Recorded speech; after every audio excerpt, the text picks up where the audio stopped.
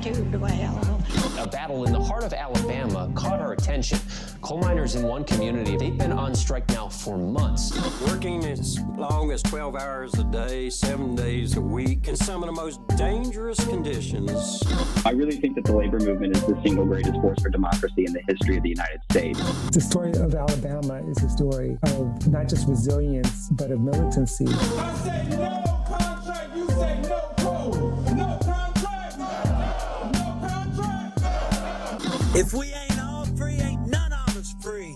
You're listening to Alabama's only union talk radio show, The Valley Labor Report, with Adam Keller and Jacob Morrison.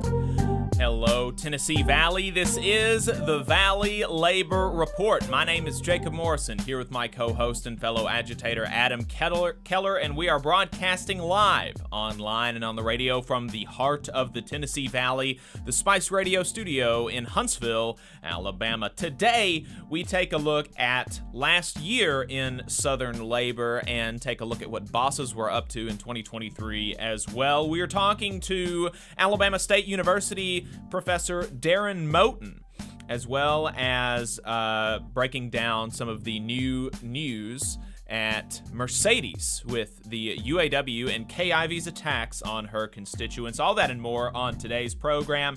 If you want to be part of the show today, we've got a phone number and we will open the line in the second half of the show, overtime. If you'd like, you can get that phone number ready. The phone number is 844-899-8857. That is 844-899-TVLR. In the meantime, you can head to our Facebook or YouTube channels and hang out with us in the chat.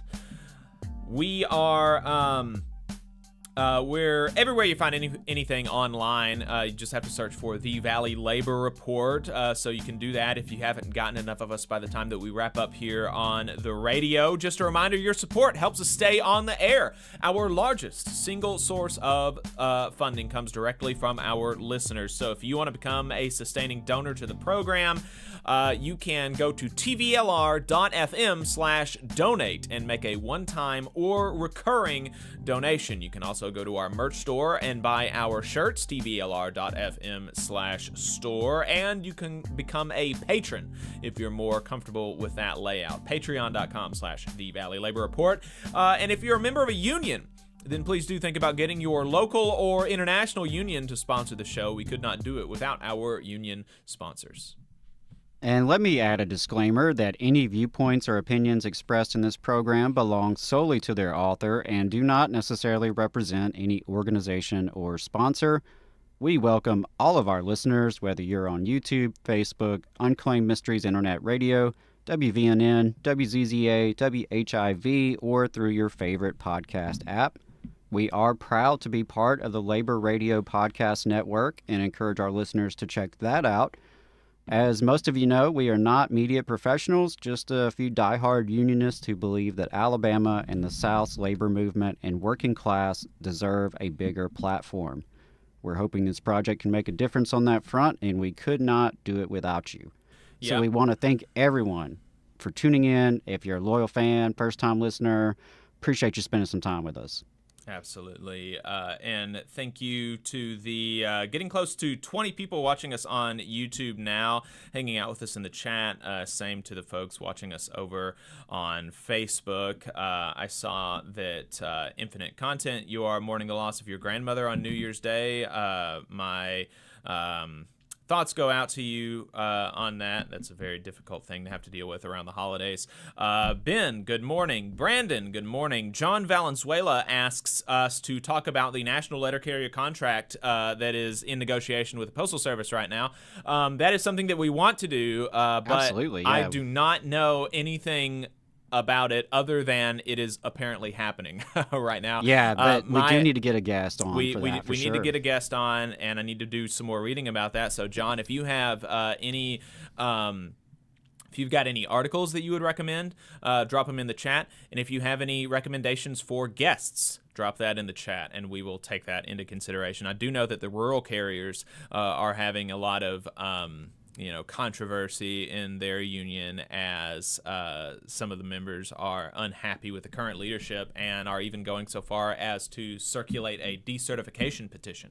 Wow. So, yeah. Jada says, good morning. Good morning. All right, so I told you that we've got some thoughts on the year in review for Southern labor. We are substituting our last week in Southern labor segment for this, a year in review, and then we will catch back up next week with a 2-week roundup for Southern labor. So first off, I wanted to bring you just some top line numbers that I thought were pretty neat. So every week, for last week in Southern labor, we pull all of the NLRB filings from the last week. And so what we did this time is we pulled all the NLRB filings from 2023, the whole year for the South, and I did some. I broke out my coding hat that I learned. I learned a little bit of coding in college, not much, but a little bit. And I pulled some numbers for you. So in the South in 2023, the South we define as, the Southern United States and then the colonies. We had 547 petitions filed in 2023. There were 492 closed petitions, closed cases at the NLRB, including 2022 holdovers. So that was 416 closed cases from 2023 and 76 from 2022 that were closed in 23. For a total of 492. There were 219 election wins, with 179 being from 2023 filings and 40 from 2022 filings, for a total of 219. And now that might sound like a pretty low win percentage, but it is worth remembering that not all NLRB cases are, they're not all taken to a conclusion. So a lot of those 492 filings or 492 closed cases were withdrawn or otherwise closed without ultimately a win or a loss.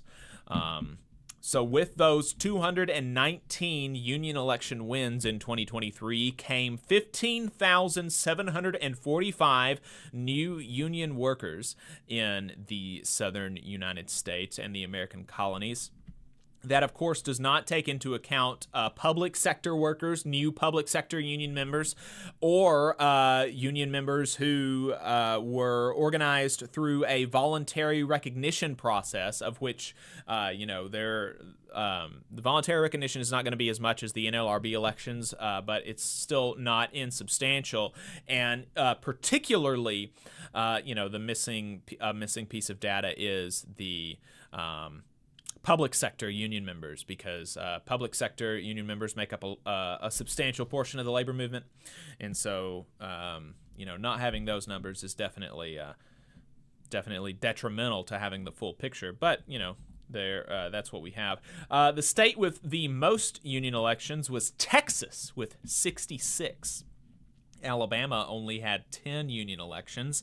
The biggest NLRB wins were, in order, Duke University's win, 2,500 workers immediately going into a union workplace at Duke University in Durham, North Carolina. That election was won by Workers United.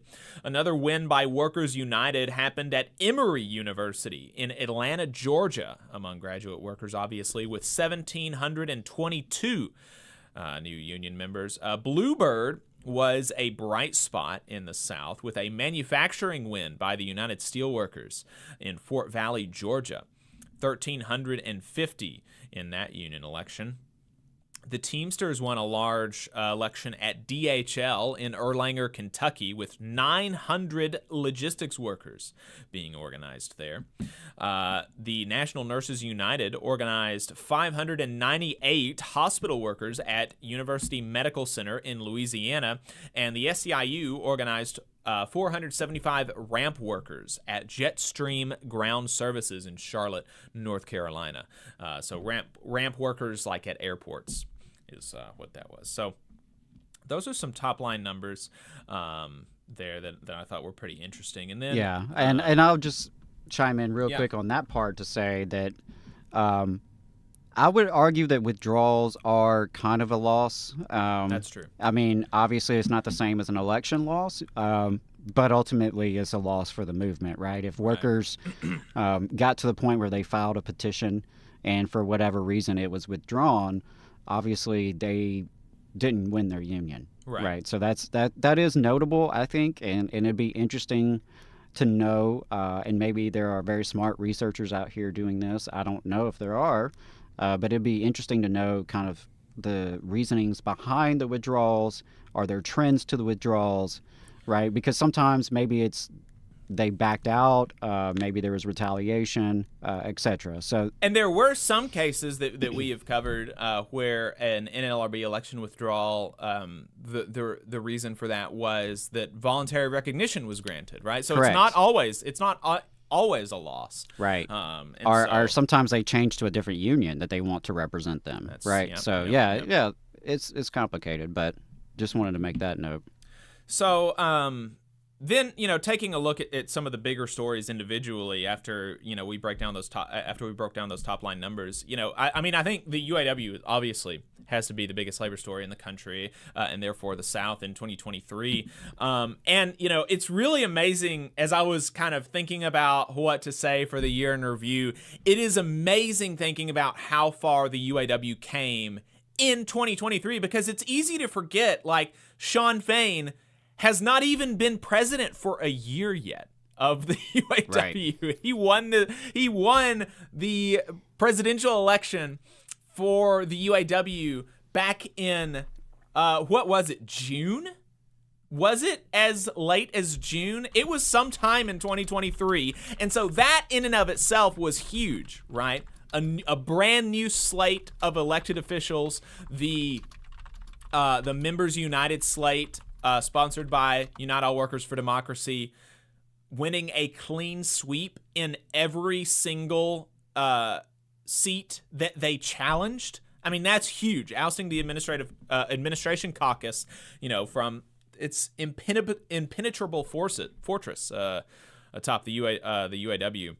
That in and of itself is huge. And then immediately turning around and making use of the apparatus of the UAW to wage an all-out struggle against the big three automakers in the United States, and coming back with record wins all in the same year. I mean, that's just really, really amazing.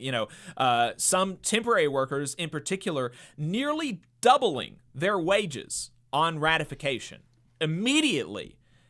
And those same temporary workers will see 160% wage increase over the life of the contract. Really, really, okay, winning the election, huge story. Winning record contracts at the big three, huge story. But then they're still not done, because they round out the year with the most ambitious organizing campaign since the CIO's Operation Dixie in the 1940s. I mean, just... they're not stopping, they're not resting on their laurels, and that is hugely significant. And so while more of the big three operations are outside of the South, thinking about those record wins, there are still several facilities inside of the region, including Louisville's Ford truck plant, which produced 50% of Ford's profits from the year before. So if this organizing campaign goes well, though, the UAW will significantly increase its influence in the South, as that's where the non-union automakers have set up shop. And so, the 2024 is going to be the year that we kind of see how this organizing campaign really plays out. So far, only two plants have announced that they have reached 30% union authorization cards signed. The Fremont plant in Tesla has announced they have gone public with their organizing committee. They haven't hit 30% yet, I don't think, but I mean, just easily the biggest story and the most significant in labor in the country and in the South, the UAW, and hoping to see more from that in 2024. In any other year, though, the Teamsters at UPS would have been the biggest story, because that involved more than 300,000 workers nationwide. The Teamsters were able to extract significant gains without a strike because the strike was credible. So the minimum wage at UPS is now set at $21 an hour, which is going to be a particular boon for workers in the South, of which there are many at UPS, with a lower cost of living, where $21 an hour can go a long way. You know, $21 an hour in a place like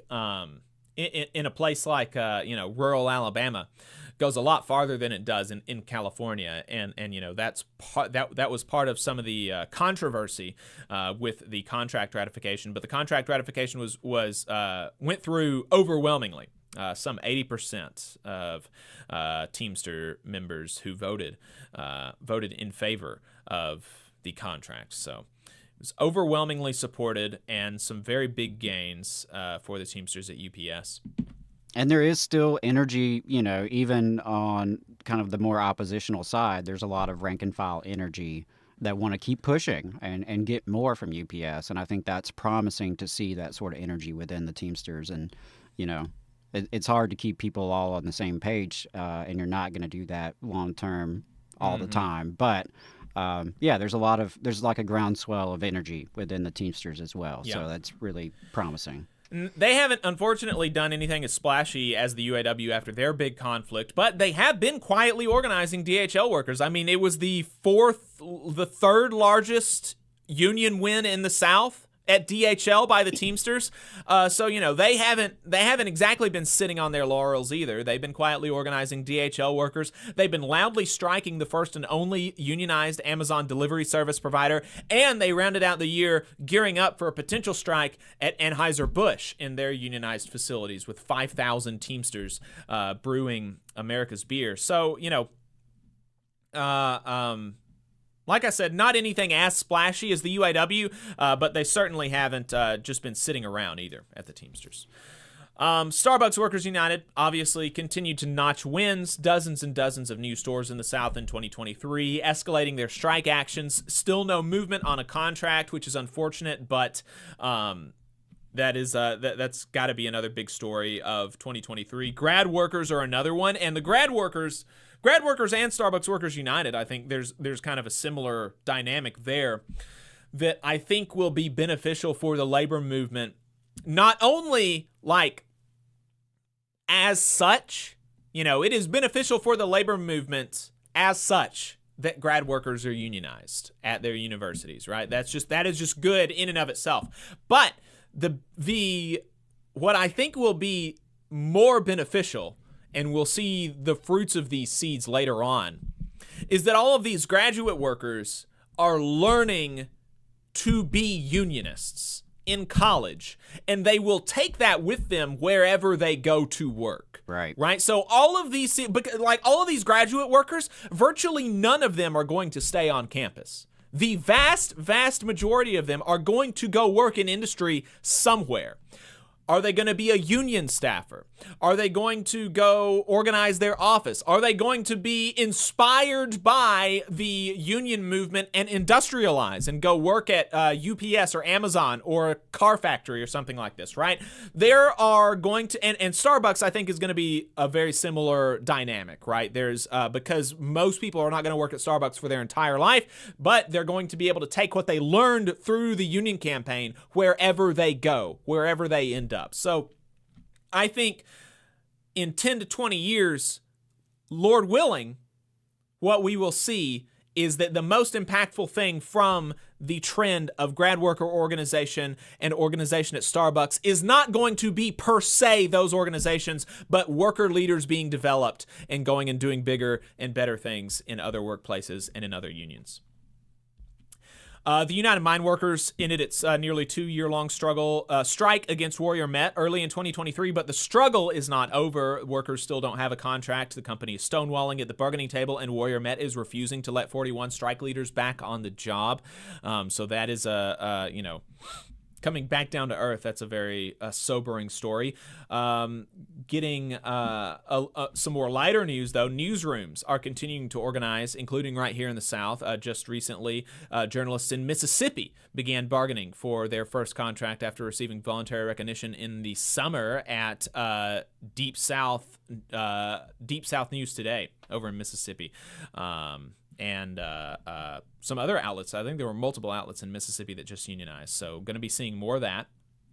Child labor obviously dominated the headlines in 2023, both in that, it's happening, right? It's happening a lot, and it's happening more than it used to. But also in that Republicans in state houses across the country are seeing this increase in child labor, and they're thinking, wow, that's cool. I want more of that, and proposing laws to loosen regulations around child labor, including in the South. So very negative trends on both of those fronts, on the facts that we are seeing more and more illegal child labor, and that the Republican response to that is, let's just not make it illegal. Let's just legalize it, right? Very bad, very negative trends there. And then, rounding out the last big story that I had, and then, Adam, I don't know if there's anything else that you wanted to mention before we went to a break, but Israel and Palestine. Politically, that was definitely the biggest story for the last quarter of 2023. And labor has generally been very quiet on this front. But even that is a break from their incredibly incredibly vocally pro-Israel past. In the past decades, unions were very, very vocally supportive of Israel and whatever Israel wants to do to the Palestinians. And so that's changed. The stance generally among the labor movement has just been quiet. So that is a shift. But there are leaders and unions leading the way in calls for justice in the region, and some of the usual progressive unions you saw, like UE and the APWU. But the UAW rounded out the list of big names calling for a permanent ceasefire, and that's very significant. The issue continues to be a contentious one, but the direction is clear. The direction is clearly moving away from support of Israel because of Israel's actions. And Israel is continuing to erode what goodwill it has left. And so that's the clear trend as 2023 rounded out. And we're almost certainly going to see that progress in 2024. So in terms of anything, I guess, to chime in with, obviously there were a lot of things happening outside the South with labor, with the big Hollywood strikes, for example, some of the healthcare strikes out in California as well. A couple of things I wanted to mention. According to the Cornell Labor Action Tracker, there were more strikers than the year before. In fact, the 500,000 U.S. workers who struck in 2023 doubled the strike number for 2022, which in turn nearly doubled the 2021 number. So we had more folks on strike, and something else worth pointing out was the popularity of people on strike and of unions in particular. So both unions and striking workers received record poll numbers this year in terms of public approval. So that is worth noting that, 3 out of 4 Americans are supporting people on strike, supporting unions. 9 out of 10 young people, right, people under 30, I believe it was 88% support labor, which is huge, which also speaks to what you talked about with, like, building young leaders and new activists coming into the movement. There's a lot of opportunity there. Let's see, in terms of other things to kind of lift up, I did want to lift up UE, not just for taking a stand on matters of peace and war, but they have had a lot of success, not in the South necessarily, but they've had a lot of success with that grad organizing that you talked about.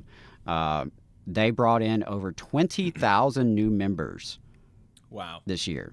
And that's through 7 campus organizing campaigns across the West and up north. So really, that's very impressive for a union like UE that is not part of the AFL-CIO, does not have necessarily the resources of like a UAW. So very impressive. And yeah, I just, echo your comments there. I think, I guess my final reaction would be, it's clear there's a lot of energy, including in the South with the labor movement. There's a lot of reasons to be hopeful. But those numbers that you shared at the beginning are not like mind-blowing. You know what I mean? Like, our density still is far, far too low. And we have been losing as a working class and as a labor movement for decades. So we have quite a ways to go to catch up. But a lot of things look positive, and it's important that organizing in the workplace in the South continue in a big way. Absolutely. All right. Well, there you go. Those are our reflections on last year in Southern labor. Take it for what you will. But as we were covering labor for the entirety of 2023, figured it'd be worth sharing those thoughts with you. We're going to go ahead and head to a break. We're going to be right back, and we're going to talk to Darren Moten, history professor from Alabama State University. Yeah, really looking forward to that. Thanks, y'all. Benefit Architects has proudly supported union members and union-made products for over 35 years. If you are a federal employee and an AFGE member, you're eligible for hundreds of dollars in money-saving benefits, including group life insurance, dental insurance, and AFLAC insurance. Additionally, if you're a union member but don't work for the federal government, you can still qualify for several of these money-saving policies. So give Tate Hure a call at 256-215-6769 for details and to enroll. Again, that is Tate Hure at 256-215-6769. In Alabama, more than 200,000 of our friends and family members are living without health care coverage. Often folks can't stay healthy enough even to keep their jobs. We can fix this. It's time for us to find a way to close the health care coverage gap so that people can remain at work. Let's make this a priority. Let's close this gap and cover Alabama. To learn more and how you can help, visit coveralabama.org. The attorneys at Maples, Tucker & Jacobs have stood with the working people of Alabama for over 40 years, providing skilled legal representation for your workplace injury claims. When you are injured on the job, it can be a scary time. The attorneys at Maples, Tucker & Jacobs have the experience to guide you through the process to make sure that you and your family are properly taken care of and your rights are protected. If you need help, call the attorneys at Maples, Tucker & Jacobs at 855-617-9333 or visit online at www.mtnj.com. No representation is made that the quality of legal services provided is greater than the quality of legal services provided by other law firms. Support for the Valley Labor Report comes from the International Federation of Professional and Technical Engineers Union. Learn more by visiting www.ifpte.org. Attention union members, membership organizations, podcasters, or anyone with a payment processing need. The future is here, and your organization needs to be prepared by working with Unionly. With Unionly, your union or organization can take payments on a mobile device, eliminating processing fees, giving you a better price than other payment processing methods, while at the same time supporting a union-friendly business with a specialized skill set to meet your needs. Your members will thank you when they pay their dues at their convenience without waiting in line to deposit cash or check. Start preparing for the future today by calling 206-595-8631 or visiting unionly.io. Are you looking for a better future, a career that can have you set for life, and to be a part of something that's bigger than yourself? If you are, then consider a skilled trades apprenticeship with the International Union of Painters and Allied Trades. The work of IUPAT is all around us, from the industrial painters who work on the bridges to drywall finishers, floor coverers, the glazers who install the glass in our skylines, and so much more. With an IUPAT apprenticeship, you earn while you learn and receive benefits while learning the trade, including a pension. We provide world-class education free of charge. That's right, no student debt. Our starting salaries for apprentices that graduate is above the national median salary with benefits for entire families. And you have the flexibility to take your trade wherever you'd like in the country to work.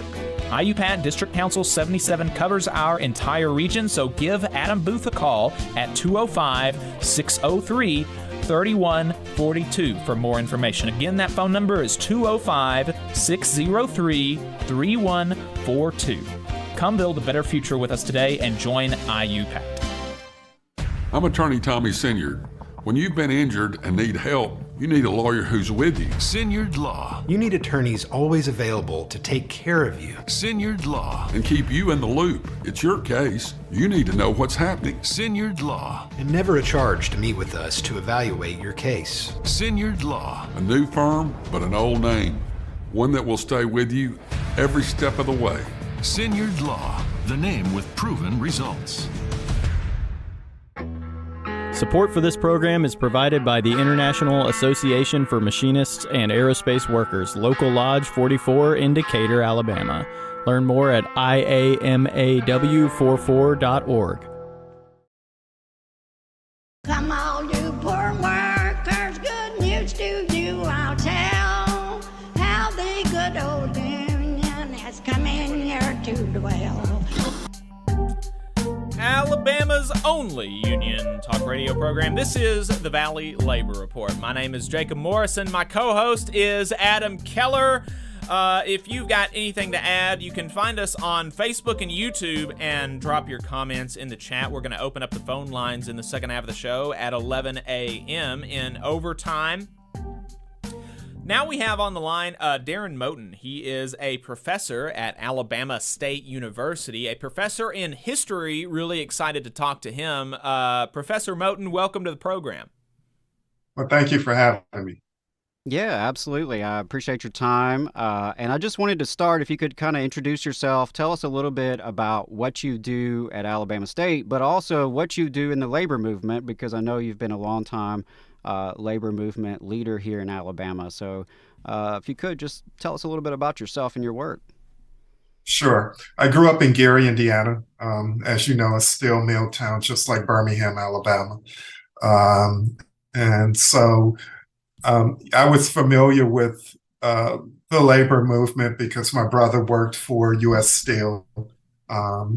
My dad worked for, he worked part of his professional career for Chrysler, the other part of his professional career for Ford, so he was a member of UAW. I am a graduate of HBCU, Howard University in Washington, D.C. After that, I received graduate degrees at Catholic University of America in Washington, D.C. and the University of Iowa in Iowa City. My doctorate degree is in American Studies. I have taught at Alabama State University since 1996. I currently chair the Department of History and Political Science at Alabama State University. I am a member of the Higher Education Policy and Planning Council for the American Federation of Teachers. It's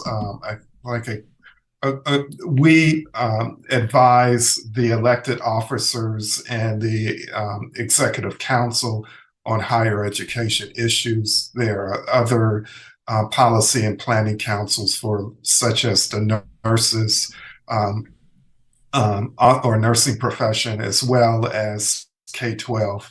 I am also a Southern Regional Vice President for the Alabama AFL-CIO. Yeah, so you wear a lot of hats, obviously. And I'm sorry, I forgot to mention that I'm also a co-president of the Faculty Staff Alliance at Alabama State University. We received our charter in 1994. We are the only higher education affiliate for the American Federation of Teachers in Alabama. As you probably know, AFT is now affiliated with AAUP. And so I'm happy for that joint affiliation because back in the 1960s, AAUP came to the defense of one of our faculty members who was summarily dismissed by the governor, Governor John Patterson, for, I believe, his friendship with Dr. Martin Luther King Jr. and Mrs. King, as well as a biography that he wrote about Dr. King. The title of that biography is Crusader Without Violence. It's the first biography written of Dr. King, and it was literally written on our campus. And it was one of two, or it is one of two biographies that was written while Dr. King was alive. Wow, that's really cool and definitely appropriate for the weekend to bring that up as well. I did not know that. And that's a really fascinating kind of connection in terms of how that organizing started. And I wanted to ask you a little bit if you could share some of your thoughts about maybe what's unique or what's different about organizing at the HBCU environment. Because I imagine there are some unique aspects to being at a HBCU compared to like a regular university, so to speak. And then there are, of course, some of the same struggles that workers face everywhere, particularly at the university level. So could you talk a little bit about that experience of the HBCU organizing? Yeah, I think a lot of people believe that historically Black colleges and universities are sort of off base, or I should say that it's very difficult to organize on these campuses, and it's really not. It is difficult, but it's difficult to organize any campus. Right. But the first higher education affiliate for the AFT is Howard University, and that was back in the 1940s. And so unions have been successful in organizing some of the more well-known historically Black colleges and universities, such as Howard University, such as Wilberforce, such as Delaware State. And so there are somewhere in the neighborhood of 101 HBCUs. The vast majority of them are not organized. A number of them are private, so that presents another challenge. But I think organizations, or I should say unions like the AFT, I think we have taken a different sort of tack in terms of whether or not we can be successful in organizing HBCUs. Certainly, I think there's an interest on these campuses to be represented. And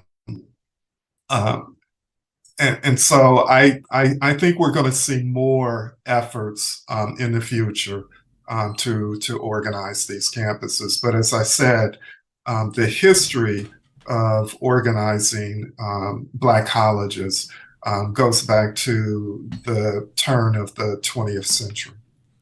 Right. And I think, there's a couple of things I wanted to mention there. I worked for the Alabama Education Association for several years, and in that capacity, I got to know quite a few workers at Alabama A&M University, your big rival here in Huntsville, and they were experiencing a lot of issues and had very little representation or recourse, and it really spoke to me about the need for higher ed organizing, and so I think that there's a big potential with AFT. So if anyone from AFT National is listening, I definitely think Alabama is ripe for organizing, both at the higher ed level and at the K-12 level, because Frankly, there's a lot of educators whose voices are not being heard, and protections that are not in place that really should be.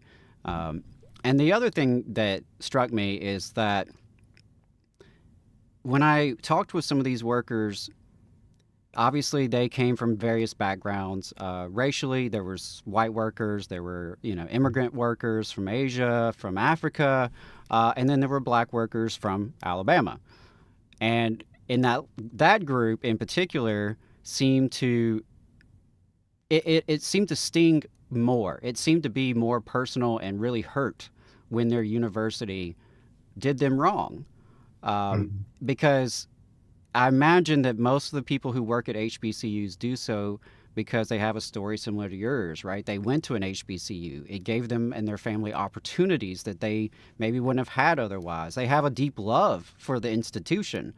And so that is always a difficult thing when you have this love and this cultural affiliation with an institution that is also your employer and may be mistreating you, you and your siblings. So, those are just a couple of the things that came to mind about that. And I think it's very impressive that you've been able to lead up the AFT's efforts here in the state at the higher ed level at Alabama State. And really appreciate that.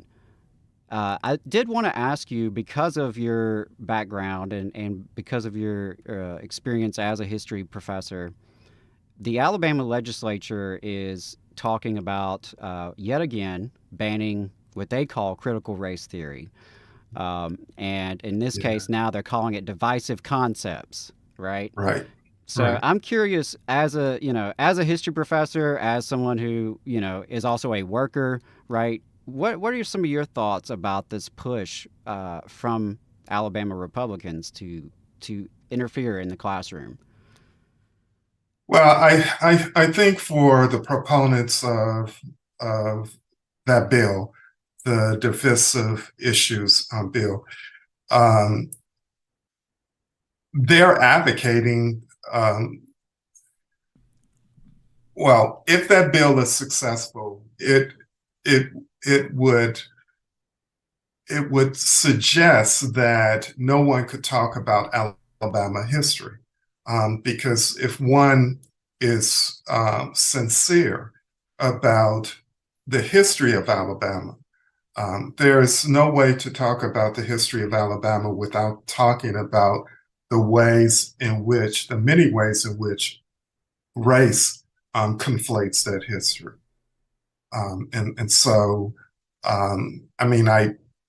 I believe I understand the impulses of as I said, those proponents of CRT, who, or I should say, opponents of CRT.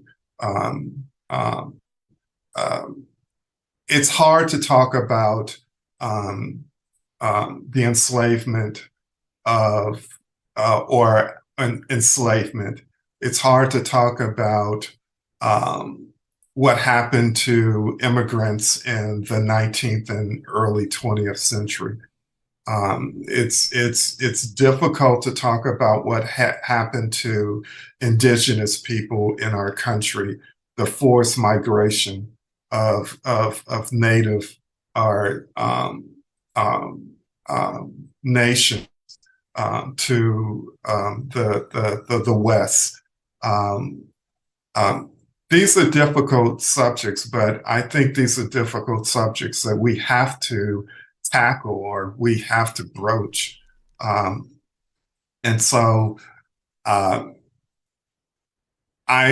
I said, I think I understand the impulse of why people don't want to talk about this. They don't want to talk about it because they don't want to be reminded of this history. You can't walk.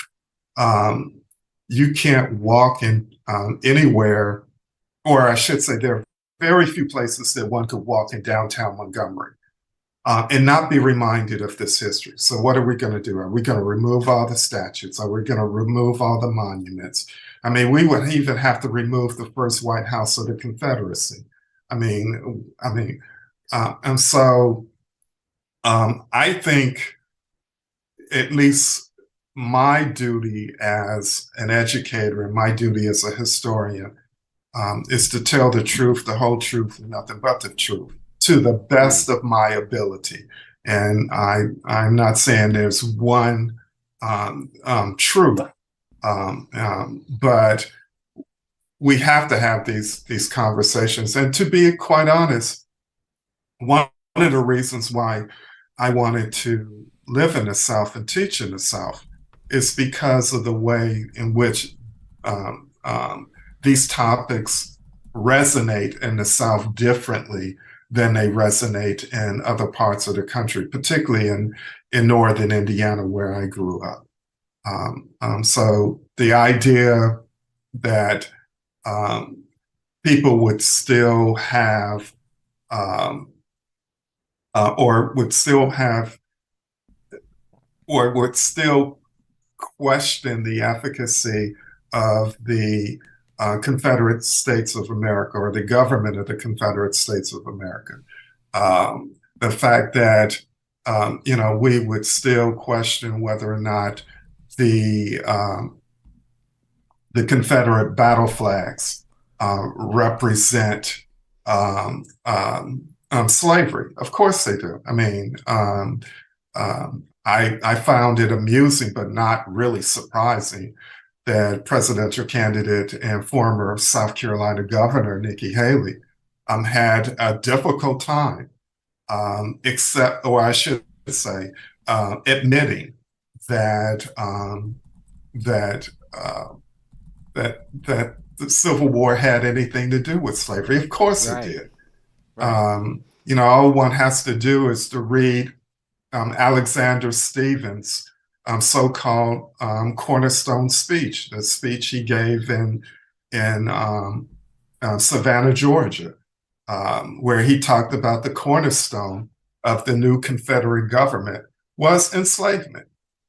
And so it was clear that enslavement was the main reason for the Civil War, I should say, or the main reason for the Southern states that succeeded from the Union fought in the Civil War. And because, enslavement was the bread and butter of the Confederate economy. My favorite antebellum cities, or two of my favorite antebellum cities, are Charleston, South Carolina, and Savannah, Georgia. And if one visits those two cities, and if any of your listeners have not visited those two cities, I would strongly urge them to. Because, when you go to, or when you visit Charleston, South Carolina, or Savannah, Georgia, I don't have to remind you about the wealth that slavery produced. You can see it with your own eyes. Oh, yeah. And so it's clear. People were able to live like kings and queens off of the free labor of Blacks in this country. And so those people who do not want to talk about these topics because they find them divisive, of course they are divisive, but they're also accurate. And so I mean, you can't hide truth. I mean, I guess you can try, but the facts are what they are, and this is reality, and reality sometimes is divisive, and reality can be difficult to process, but this is what happened, and and it's very insulting, I think, to everyone involved, frankly, the idea that we can't have authentic conversations about the realities of our history, because that's how we learn. I mean, that's how we move forward. Go ahead, Jacob. Yeah, well, I just wanted to say that you mentioning that about Nikki Haley, it was shocking to me too. Or well, I mean, that people would still try to peddle, some of this lost cause kind of stuff. The idea that the Civil War was not about slavery, or perhaps on the periphery, it was about slavery, but it was about these bigger questions of, states' rights and how deep the government is going to be entrenched in our lives. This is, if we teach the history, people will understand that this was a myth that was purposely embedded in Southern schools by the Daughters of the Confederacy, and this the is Sons of Confederate Veterans, right? The Sons of Confederate Veterans, the Daughters of the Confederacy. This is not the organic understanding that arose immediately after the Civil War was over. That it happened. This understanding that became popular among white Southerners happened after redemption, after the fall of Reconstruction, when white supremacy reasserted itself in the Southern United States. And it, like you said, there's just nothing that race and racism and Jim Crowism does not affect when you're talking about. I mean, really, in the entire United States, I think that some folks in the North kind of see themselves as outside of America's racial history, but that's clearly not the case. But particularly in the South, I was talking about, why is it? Somebody asked me that unions have not been able to take as much a hold in the South as they have in the North and the West, and it is explicitly because of racism. If you take a look at if you read about organizing campaigns in Alabama, for instance, where campaigns tried to ignore the color line and organize interracially, they were brutally repressed and destroyed by the state. And then where they tried to respect the color line, respect quote unquote, and organize black folks and white folks separately, then obviously this division was bad for workers, and the black workers would scab on the white workers and the white workers would scab on the black workers, and then all to the benefit of the boss, right? I mean, it's all race permeates everything, and folks have to understand that. Yeah. Right. A lot of people don't know that when the approximately 90 boycott leaders were indicted in 1956, Dr. King was the only one that stood trial and was convicted. He was convicted of a 1920 anti-boycott law. A lot of people believe that law was written specifically for an event or an action like the Montgomery bus boycott.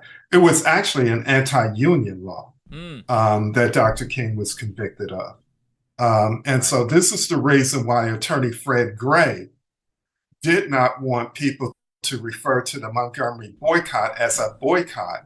He wanted people to refer to the Montgomery boycott as a protest, because he knew if they advocated a boycott, that they would be in violation of this 1920 law.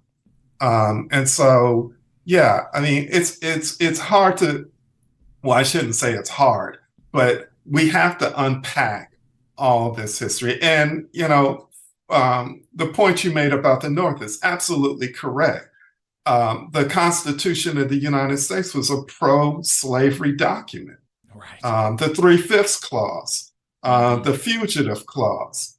I mean, those were pro-slavery measures. This whole idea that the Northern delegates in the Constitutional Convention did not want to send any signals that they were opposed or that they would do anything to oppose enslavement in the South.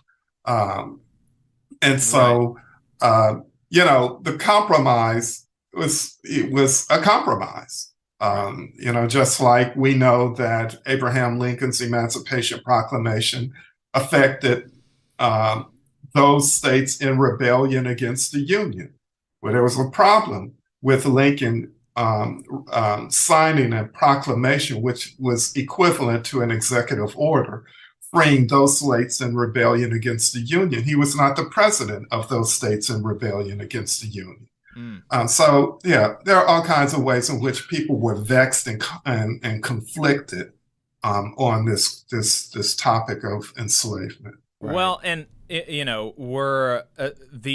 I think that some on the right have whipped themselves into such a frenzy about this, this idea that people would teach history, and the fact that race is a pretty central kind of theme in American history.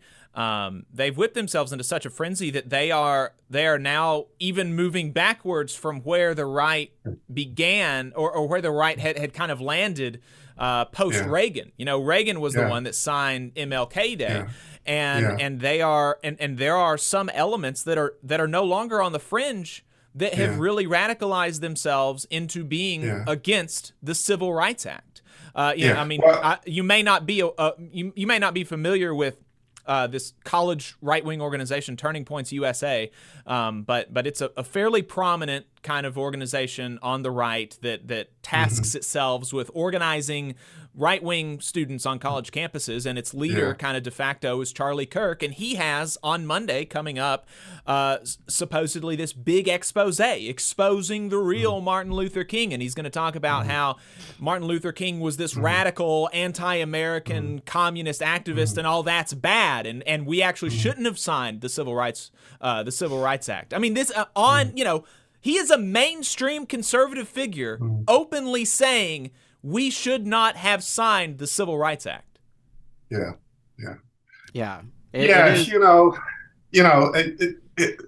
so I don't want to get too far in the weeds with this, but this whole thing about race and racism, and it is, one cannot deny, or one can deny, but the truth is the truth.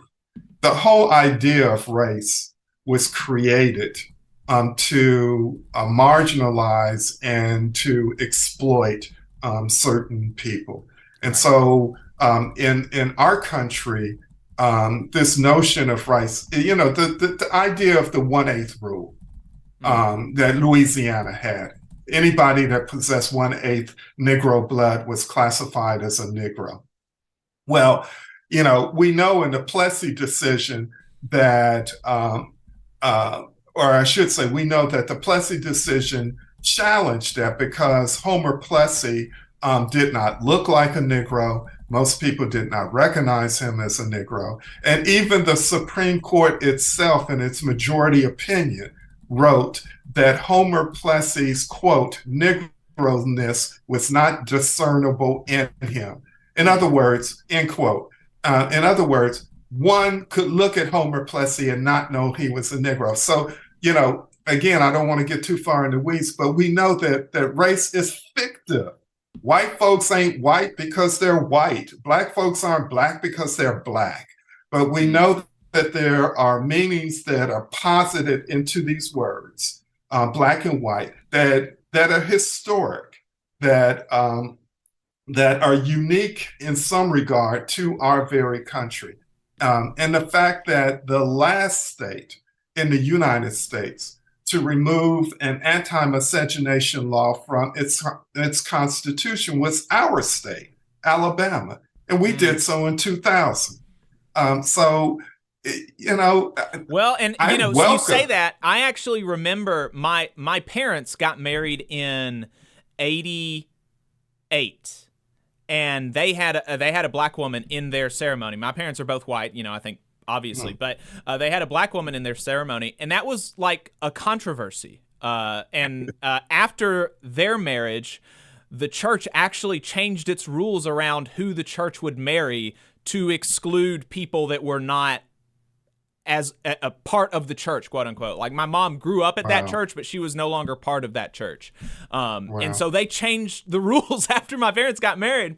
And my parents are not, they're not like radical, progressive activists. They're just like, they were just kind of normal people. And my mom had a black friend, right? And so she was in her wedding, and that was apparently very controversial. Right.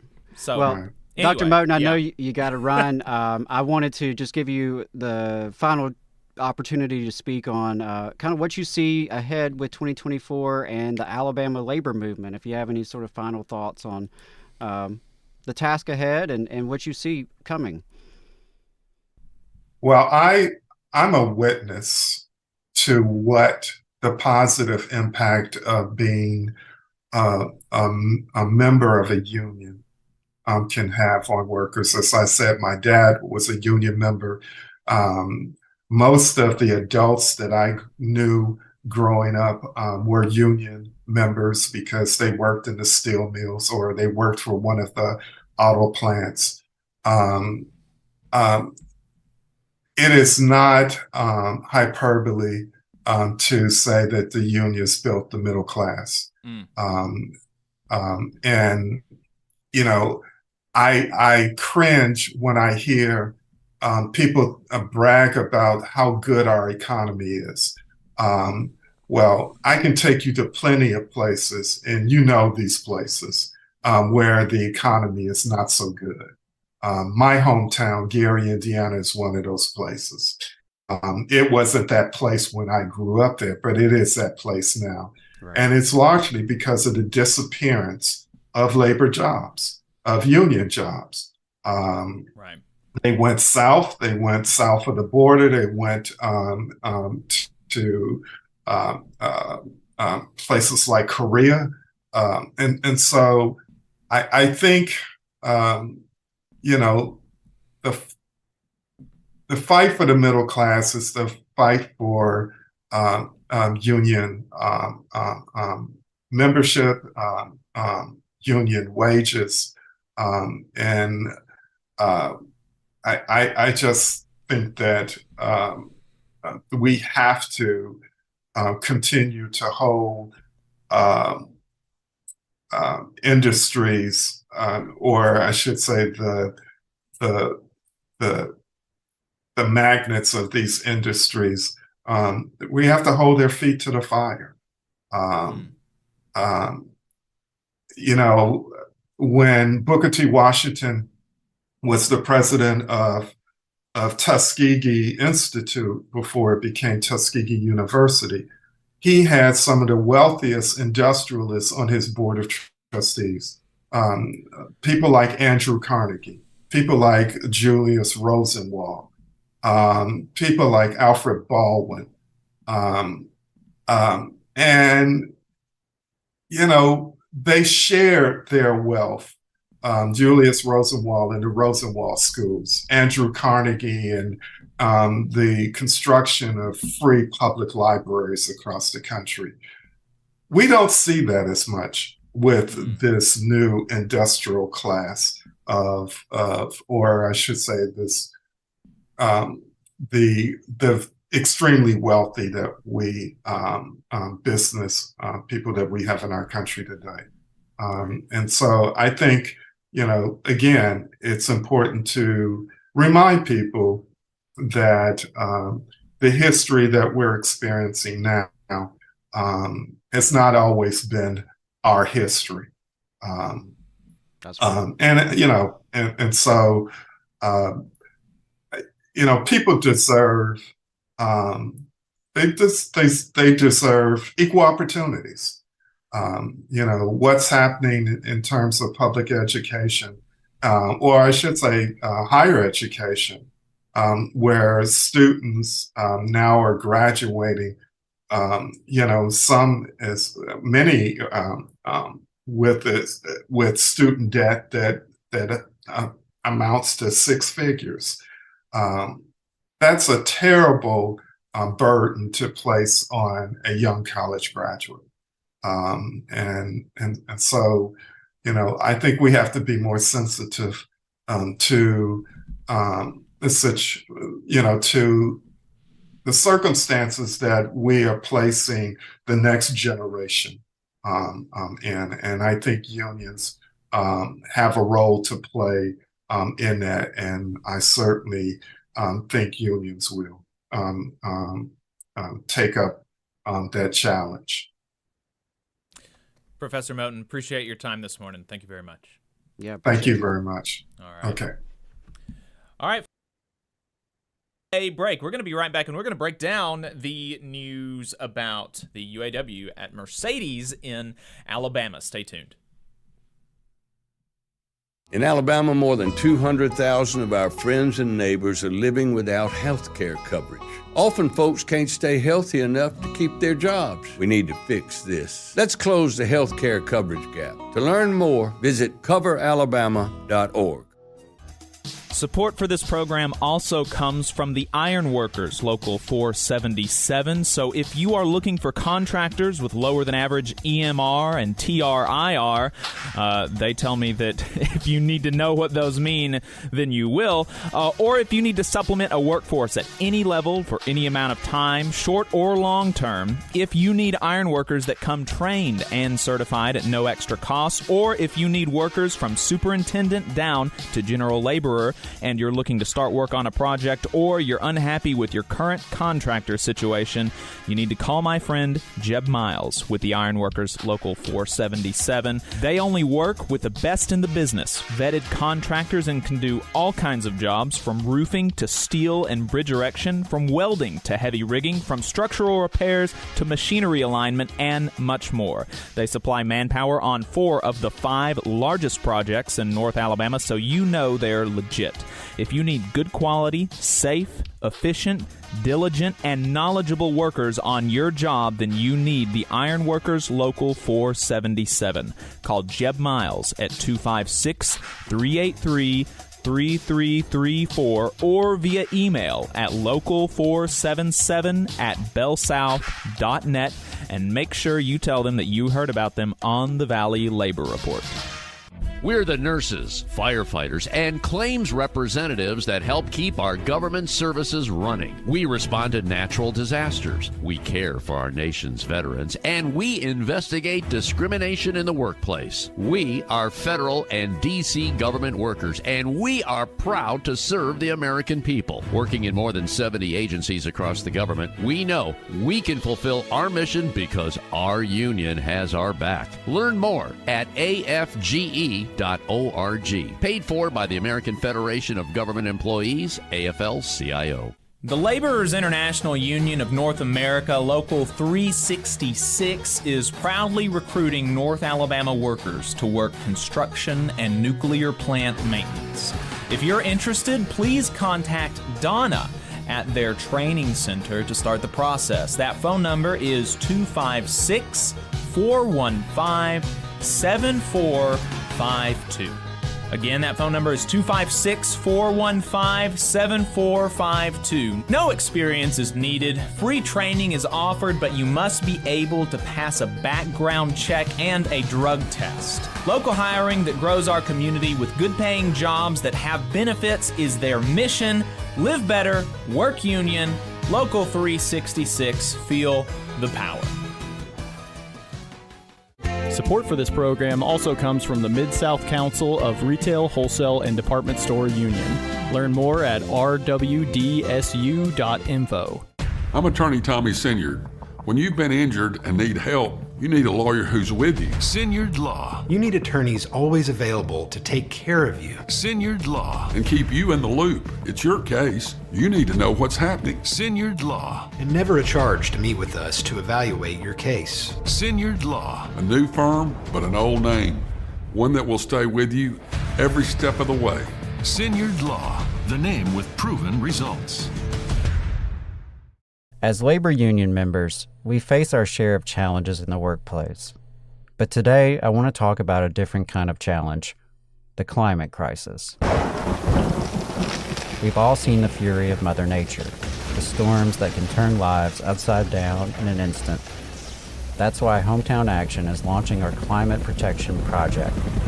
We're heading out to 10 rural communities, listening to local folks, and taking action with them to protect communities impacted by climate disasters. And we need you, our union brothers and sisters, to join us. Together, we'll make a difference. Our strength on the job is undeniable, and now it's time to put that strength to work for the planet. Let's protect our communities, our families, and our future. Visit hometownaction.org today and sign up to volunteer for the Climate Protection Canvas. Come on, you poor workers, good news to you I'll tell, how the good old union has come in here to dwell. Labor creates all wealth should go to labor, and you are listening to the Valley Labor Report. My name is Jacob Morrison. My co-host is Adam Keller, and we've got a lot of stuff to get to, so let's jump right into it. The United Auto Workers have announced that they have reached 30% card signed at the Mercedes manufacturing plant in Tuscaloosa, Alabama, with their now signature flashy videos. So we're going to go ahead and play that flashy video for you because it's always really good. Let's play this clip for him, Adam. 30 years ago, Mercedes-Benz turned 1,000 acres of forests and fields into Alabama's first auto plant. Some people doubted that Alabama could build a world-class car. We proved them wrong. And we've been growing ever since, making more and more cars and more money for Mercedes. We made history. And blazed a new trail for the auto industry in Alabama. And we're about to make history again. For 3 decades, Mercedes has pulled in billions in profit off the millions of cars we've built. Mercedes executive pay goes up, while Alabama auto workers fall further behind. The brand may be foreign, but the labor is American. And American workers don't just roll over and take what we're given. People say we do things a little bit different down here in Alabama. And Alabama is a special place. But in those early mornings, we still punch the clock. And those hot summer nights, the line is still running. And just like everywhere else, American non-union auto workers are getting a raw deal. That's why over 1,500 of us at Mercedes in Alabama have signed union cards. And are joining the United Auto Workers. For the last 30 years, we built this plant from the ground up. This is our defining moment. It's time to stand up. It's time to stand up. For our families, for our co-workers, for Alabama. As United Auto Workers. So there we go. Great video as always. Really kind of laying out some of the picture of Alabama's auto industry and, reminding people of the fact that it's the workers who are doing this and the workers who are creating these record profits for the auto industry and the workers who are being left behind. We're going to put some numbers to that, how they're being left behind here in just a second. But Kay Ivey immediately responded. I mean, it was so quick that clearly somebody in her office had written this up and it was ready to go as soon as the announcement dropped, because I think it came out within the hour. This op-ed that she wrote, that she put on the Alabama Department of Commerce's website. So using our taxpayer dollars to attack her own constituents, our fellow workers here in Alabama. And so we figured we should respond to that because it's, people should really take offense to our politicians attacking us with our tax dollars. People should really take offense to that. So here's what she said. September 30th, 1993 marked a watershed moment in Alabama history. That is the day Mercedes-Benz went against the grain and chose our state to be the home of their first U.S. manufacturing facility. It was a decision that changed the future of our state like no one could have imagined. Fast forward more than 30 years to January 2024, and Alabama is a top 5 automotive manufacturing state with 5 world-class original equipment manufacturers: Mercedes-Benz, Honda, Hyundai, Toyota, and Mazda. These manufacturers are key drivers of our economy, but who drives their success? The answer is nearly 50,000 hardworking Alabamians in the automotive manufacturing sector. And that's exactly right, and she goes on to ignore that in the latter part of her op-ed.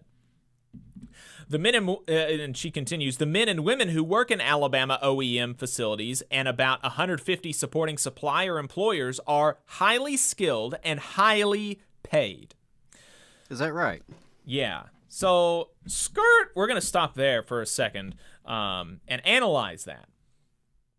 Because, there's an extent to which that is true.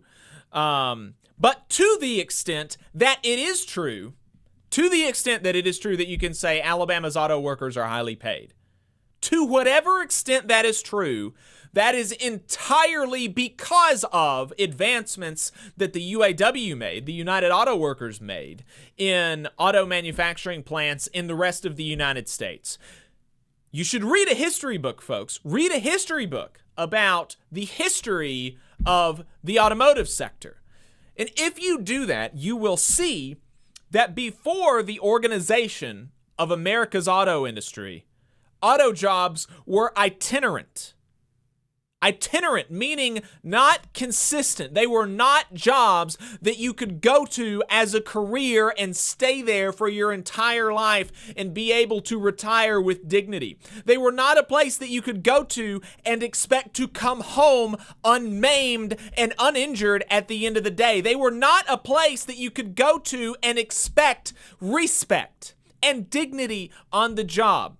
Auto jobs were itinerant. The turnover rate matched or even beat Amazon's, for example. The pay was low. The pay was inconsistent. You could go in one day and make a totally different rate than you did the day before. It was unsafe. You should read some of the government safety reports of the auto industry before its organization. There was no retirement plan. Everything that you can imagine about the auto industry that is good for workers today is because of the United Auto Workers. Okay? But even to the extent that it is true that Alabama's auto workers are quote unquote highly paid, that is becoming less and less true. Just since 2002, Alabama's auto workers make 11% less than they did in 2002. If you were an auto worker in 2002, you earned an average of $72,000. That is about $25,000 more than what the average worker earned in the state economy that year, which was $47,000, and $17,000 more than what the average manufacturing worker earned, which was $55,000. Okay, so I'm reading this from Alabama Arise's report on Alabama's auto industry.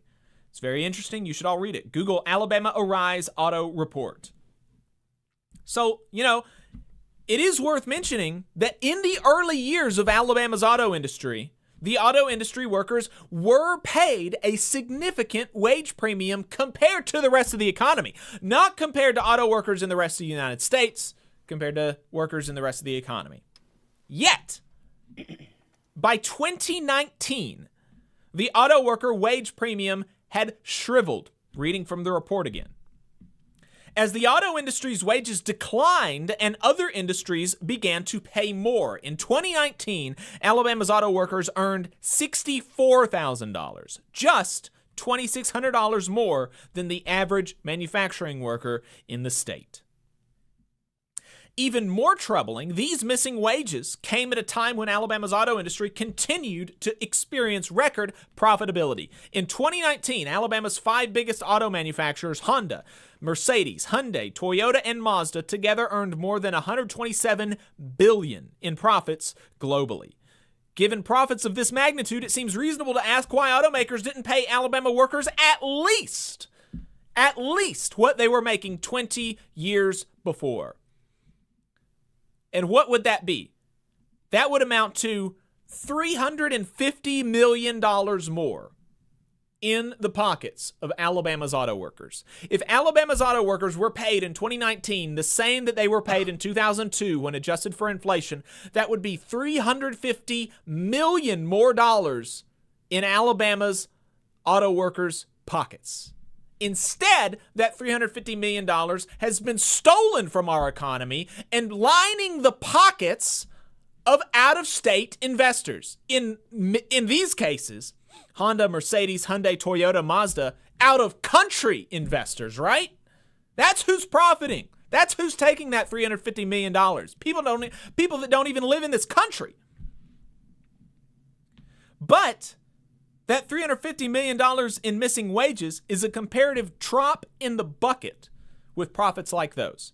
paying Alabama's auto workers the same rate they made in 2002 would have equated to less than 0.3% of these companies' profits, not 0.3% of their operating revenue, of the profits. Not even just a fraction of 1%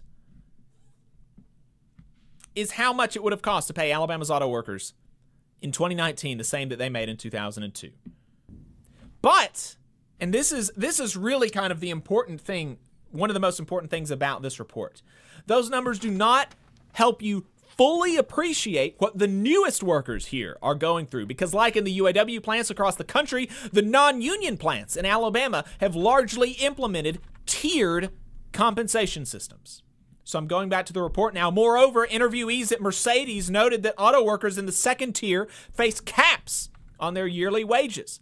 These caps are such that their maximum hourly pay rate is roughly 80% of the top rate earned by workers hired before the multi-tier systems implementation. A 20% pay cut for the newest employees. Even more troubling, temporary workers can earn less than half, a 50% pay cut for doing the same job. Those wages and those conditions are much more reflective of what people can expect going into the Alabama's auto industry today. 20 to 50% pay cuts from the average. Temporary work, itinerant work, you'll remember. What happened before the UAW is coming back. Okay, so we left off, Kay Ivey said, highly skilled and highly paid. That is becoming less and less true, but to the extent it is true, it is because of the union, the United Auto Workers. Going back to what she said to her op-ed, she said, Alabama has become a national leader in automotive manufacturing, and all this was achieved without a unionized workforce. In other words, our success has been homegrown, done the Alabama way. Unfortunately, the Alabama model for economic success is I'll just say done the Alabama way. It is also worth noting that Alabama has a history of unionization. A very proud history of unionization. We absolutely do. The highest in the Southeast. Currently and throughout history, Alabama's had the highest unionization rate in the Southeast. And in fact, the UMWA has claimed that in Walker County, due to the United Mine Workers organizing efforts, that Walker County was the highest union-dense county in the entire country. At one point, absolutely. And I got to say, yeah, I wanted to stop there for that point. Exactly. It is our heritage to organize, to act like this is, something foreign to Alabama. It is ahistorical. Also, the model for economic success, whose success? Right. The state of Alabama is one of the worst places to be a working class person in the entire developed world. By any metric. Rank at or near the bottom on every single aspect of a quality of life, right? So what kind of economic success is she talking about? And, the model she's describing, where we hand over the public treasury to these out-of-state corporations and promise them a non-union workforce that they could pay less than other workers, right? That they can mistreat more than other workers with no recourse. Right? We promise them that they're free to extract our natural resources. Don't worry, wink, wink, there won't be any environmental regulators. No. Right. So that's the model. Yeah. Well, hold on to that for just a second. Put a pin in that. That we are giving billions of dollars to out-of-state companies to get them to come here. Out of state. Remember those words. Okay. Unfortunately, back to her article. Unfortunately, the Alabama model for economic success is under attack. A national labor union, the United Automotive Workers, UAW, is ramping up efforts to target non-union automakers throughout the United States, including ours here in Alabama. Make no mistake about it. These are out-of-state special interest groups. The gall of this woman to say that the United Auto Workers is an out-of-state special interest group when she is fighting on behalf of foreign, out-of-country special interest groups to be able to more easily exploit her constituents. These are out-of-state special interest groups, and their special interests do not include Alabama or the men and women earning a career in Alabama's automotive industry. Oh, really? So that's why people are signing up? Right. They're like, oh, well, they don't actually want me to have a good career, but I'm going to sign up anyway. They don't want me to have a good career, but wait, what's this news about Ford and Chevrolet workers? They're getting quite a pay raise. That looks like a good career. I don't know. Yeah.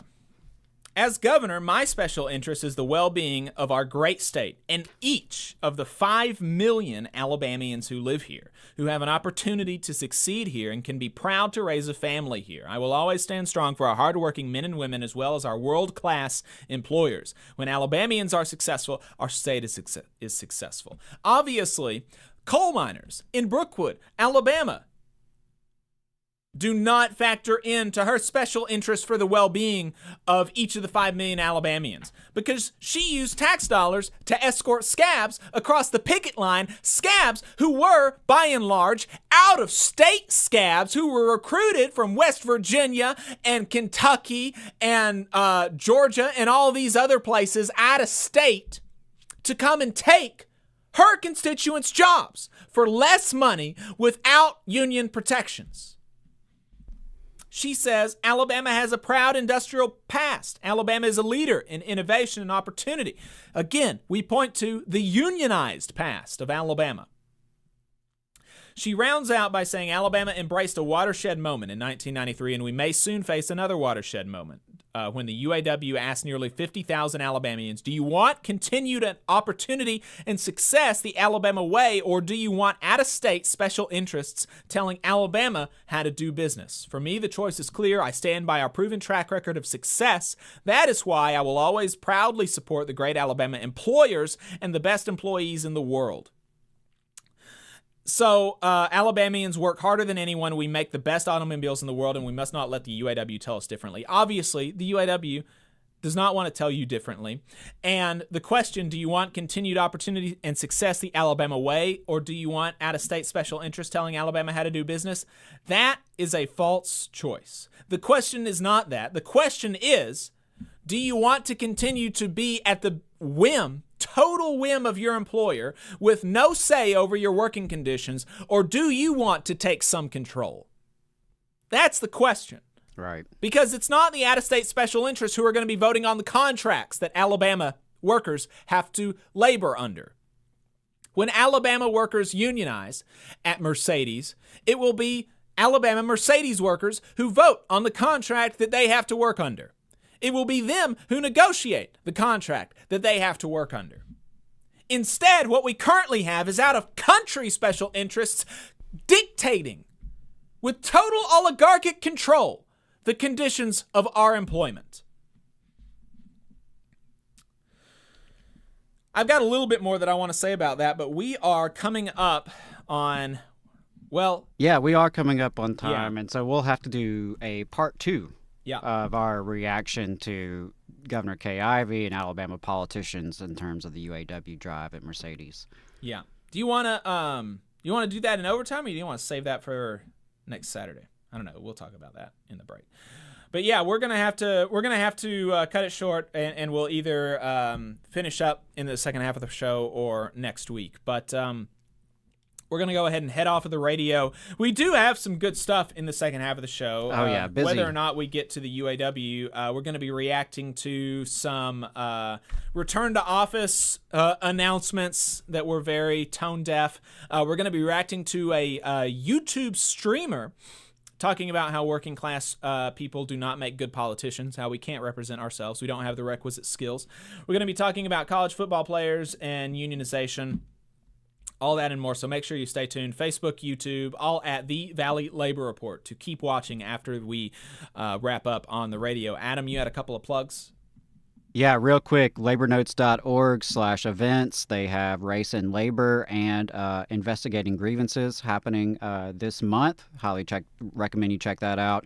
I'm working with Alabama Rise to host an advocacy training January 29th at the downtown Huntsville Library. That's going to be 5:30 to 7 p.m. I'm going to do a regional issue preview on Zoom on Wednesday, January 24th at 12 o'clock. Alabama Rise has a virtual action briefing the night before the legislative session starts on February 5th at 6 o'clock. So that's a good legislative preview. Don't want to miss that. And I was on America's Workforce to start the week, talking a little IATSE, talking Alabama Rise, talking the Valley Labor Report, and about the big news in Alabama regarding convict lease labor and the massive lawsuit that is underway there. So those were some of my plugs. I definitely recommend you reach out if you have any questions or you're interested in attending anything locally. Holler at me. Yeah, absolutely. All right, folks, that's going to be it for us on the radio. Stay tuned, Facebook, YouTube, the Valley Labor Report. Otherwise, we will see you next week.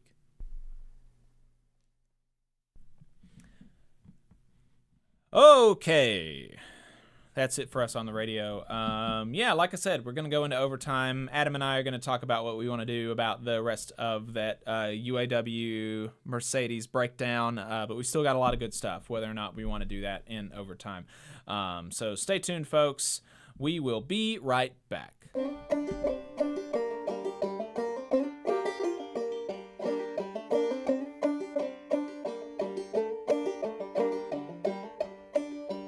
Come on, you poor workers, good news to you I'll tell. How the good old Union has come in here to dwell.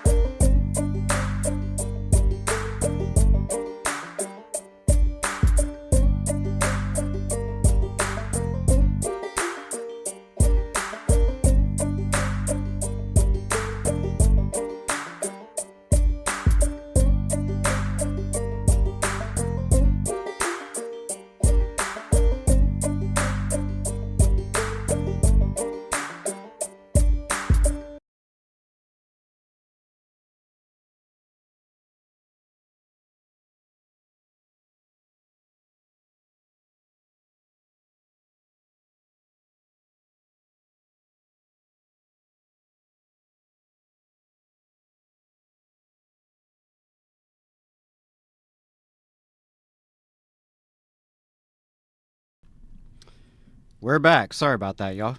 No worries. All right, folks, welcome back. You are still listening to the Valley Labor Report.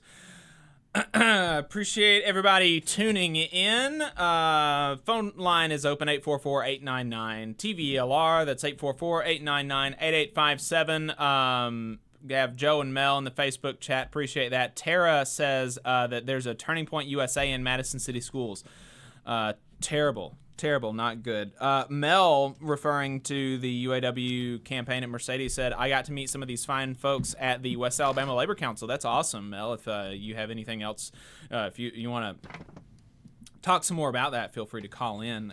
Joe says, UAW Delphi workers in Alabama, a parts supplier, made more money in benefits 15 years ago than any of these auto manufacturers now. Absolutely. They sure did, yeah. My father-in-law retired from Delphi. No doubt about it. Had some more folks jump in the YouTube chat. DL Cindero says, peace, comrades and fellow workers.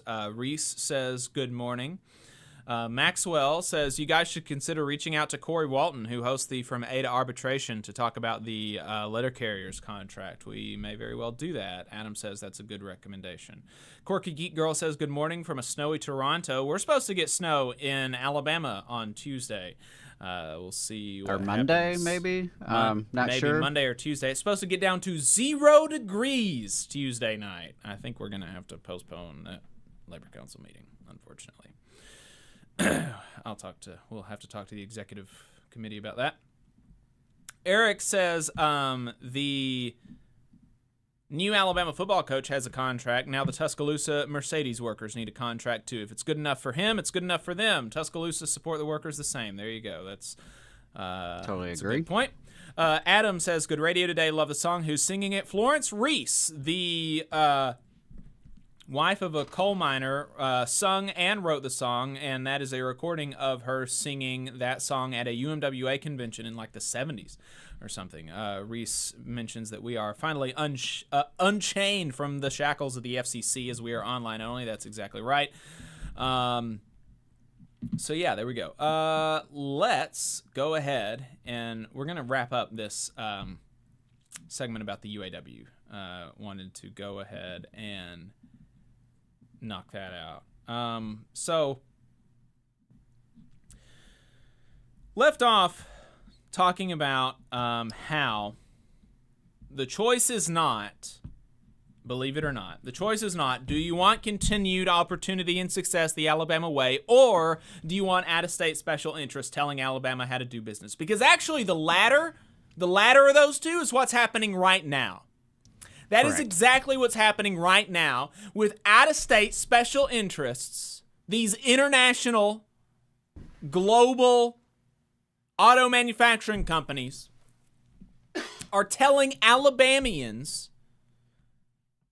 dictatorially, by diktat, with total oligarchic control, zero recourse on the part of the workers, when and where and how and for how much and how often they will be able to work.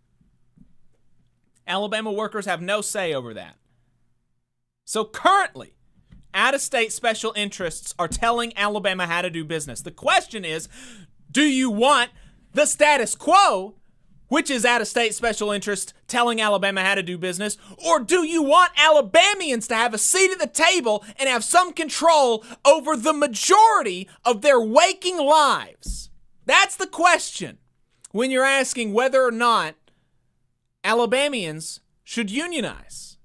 Do you want them to have some control over the conditions of their life? Right. Do you want the status quo of falling wages? Is that what we're defending here, Governor Ivey? And why do you want workers to not have a voice? Right. Why do you think Alabama workers do not deserve collective bargaining rights? Why do you think Alabama workers do not deserve to have due process on the job? Yep. To have representation on the job, someone to have their back if they need it. Why do you think that? Why do you think Alabama workers are less than? Because that's what you're telling us. You're telling us that Alabama workers don't deserve a voice. Yeah. So she wasn't the only one to come out against workers unionizing at Mercedes. Huntsville State Senator Sam Gavan was not as explicit as Kay Ivey. He's in just about everything. He's kind of milquetoast and wishy-washy about what he says. But he was on the Dale Jackson Show talking about this. And so I pulled a little bit of it because I thought it was instructive and gives us a good jumping off point for some other, key points to this conversation. So let's play this clip. I just think that the typical worker is much more conservative than the union bosses, and I just don't know that there's a lot of jobs out there that are paying well. What do they really get out of it? And let's pause there, and we'll come back to that. So there are two things there. The average worker is more conservative than the union bosses. It's amazing how every one of these people use this term to try to, undermine the legitimacy of the union leadership. You don't like unions because they have bosses. Right. But we love employers, right. The actual bosses. It's just a bizarre, it's just really bizarre. But, you don't elect your bosses at work, although, I think there's a good argument to say that you should. You should be able to do that. You should be able to elect your bosses at work. But you don't get that right now. You are subject totally to their control with no recourse unless you have a union. But then the second thing that he said is, what do they get out of it? Well, they get a lot out of it, actually. There's a lot that they can get out of it. In the report from Alabama Arise, one of the other things that they mentioned was safety. And so listen to this. This is crazy. In 2010 alone, workers in Alabama parts plants had a 50% higher rate of illness and injury than the U.S. auto parts industry as a whole. By 2015, the chances of losing a finger or limb in an Alabama parts factory was double the amputation risk nationally for the industry, 65% higher than in Michigan and 33% higher than in Ohio. And in 2017, the incidence of traumatic injuries in Alabama's auto plants remained 9% higher than in Michigan's and 8% higher than in Ohio's. So that's that Alabama homegrown way. So just immediately, when you're talking just on safety, what do you get out of unionization? Well, between a 10 and 60% lower chance of having your limbs severed from your body. Okay? That's a significant thing, I think. I think that's significant. Okay? I do. Yeah, I prefer having all of my limbs. All of my limbs, all of my fingers, that's my preference. And if you unionize, you have more likelihood of keeping them. Here's another one, consistency. Damn, out-of-state interests want you to keep all your fingers. Right. Consistency. One of the things that Alabama Arise's report highlighted with Alabama's non-union manufacturing sector, auto manufacturing sector, is that significant changes detrimental to employees recently have taken place at multiple Alabama auto manufacturing facilities. For example, workers at Mercedes reported having Saturday and Sunday pay rates previously paid at double on Saturdays or triple on Sundays the regular hourly rate. Those were changed recently to their straight hourly rate. No more premium time on the weekends. And that was changed without negotiation or any input from the workers. The out-of-state special interests that are the car companies just decided that, and Alabama workers had to live with it. Further, worker interviews noted that some facilities have instituted complete overtime bans within the past year, sometimes with less than a pay period's notice to workers who had experienced declines in earnings because of the policy changes. Worker estimates of the financial impact of these changes state that they could cost up to $1,500 a pay period. And so, look, I don't know many people who can afford a $1,500 hit in a pay period unexpectedly. Right. That's real rough. That's huge. That's rough. And, the thing is that, there's a bit of a complication here in that I don't think anybody should have to work overtime. But if you as an employer have conditioned your employees to expect overtime and to be able to live on a consistent diet of overtime and those overtime wages and premiums, and then to take it away without negotiation or input or even a pay period's notice, that is insane. And that doesn't happen in a unionized facility because they have to negotiate over it. Consistency is a huge benefit to working in a unionized plant. Okay, so those are just two things right there. And then obviously, we can talk, and those aren't even the things that people think about the most, right? When people think about unions and the benefits, they think wages and benefits. Okay, so we even set aside the most obvious things and said safety and consistency. These are huge issues in people's lives that are enormously better, that are made enormously better and immediately so on unionization. But then you've got wages, benefits, respect, stuff like this, right? That you get out of unionization. I mean, when you have a problem, what do they get out of it? What a silly thing. Sam Gavan is literally a lawyer, all right? Right. People hire lawyers, right, to defend them. Okay. If we were to say that there could not be lawyers in the state of Alabama because, that's not the Alabama way, he would feel some type of way about it. And, it's not to equate union representation with, lawyers because sometimes we do that in our movement. I don't always think that's helpful. But at the end of the day, if you have a problem at work, you would like to have someone you could go to. Right. You would like to have somebody's going to have your back. Somebody is going to be there. If there is a problem, if you witness a safety concern, can you report that? Do you feel comfortable reporting that? And do you feel comfortable that someone will take action on that? If you are being mistreated at work, do you have a recourse? If you walk in one day after years of good service, good evaluations, and they walk you out the door for no reason, is that okay? Right. Right? I mean, so, yeah, I mean, there's a lot, obviously, that they get out of it. And this broken status quo is what Alabama politicians are trying to defend.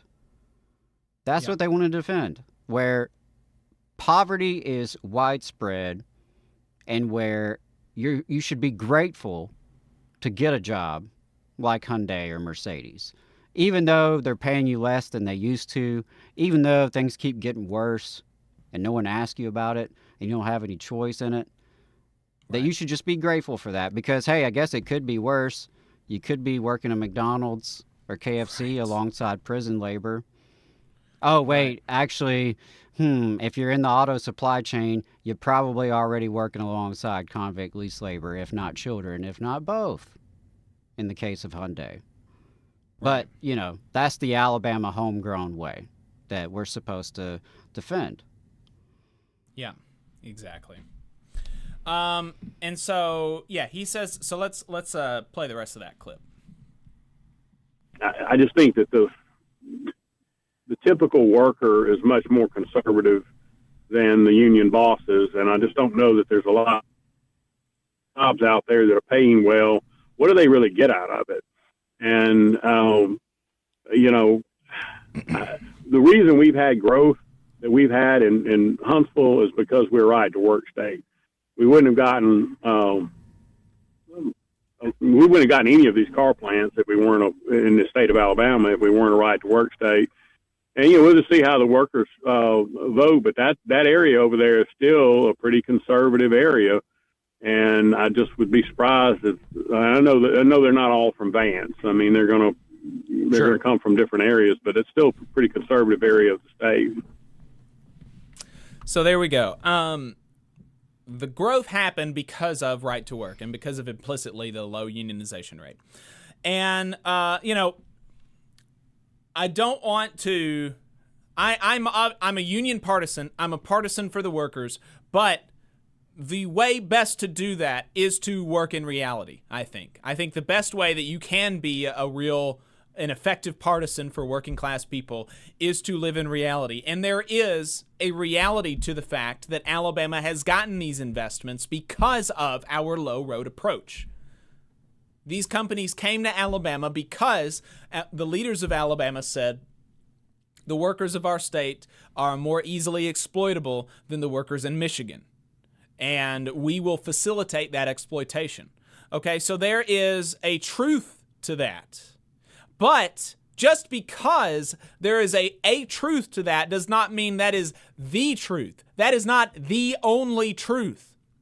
The United Auto Workers, in fact, in this last round of negotiations, showed the way that the low road approach is not the only way to get new investments from companies.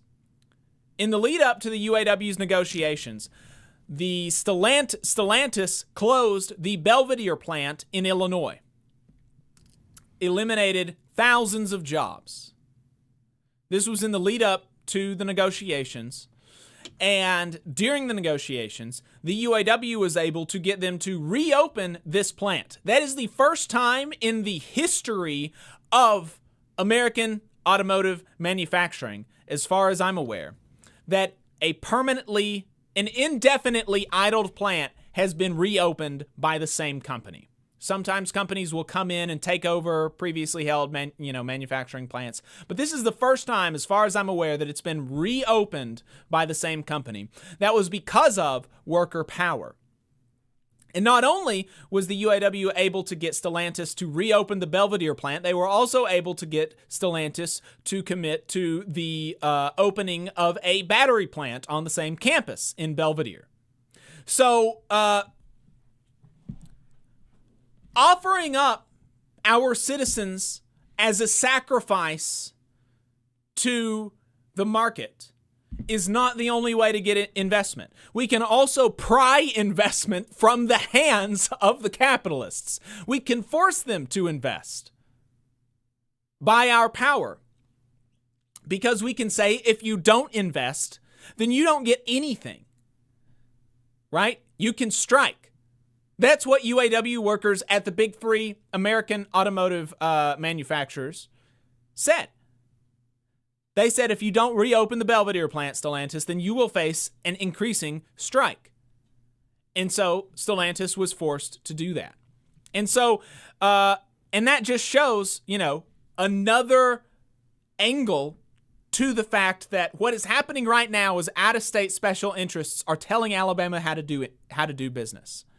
And unionization with the proper organization and worker power and input and democracy can actually change that and can make it so that Alabama, not the politicians, not the business leaders, but Alabama's workers, the people who Ivey admits are responsible for the humming of our economic engine, can have a real say in what happens in the state and in these companies that have taken root in our state.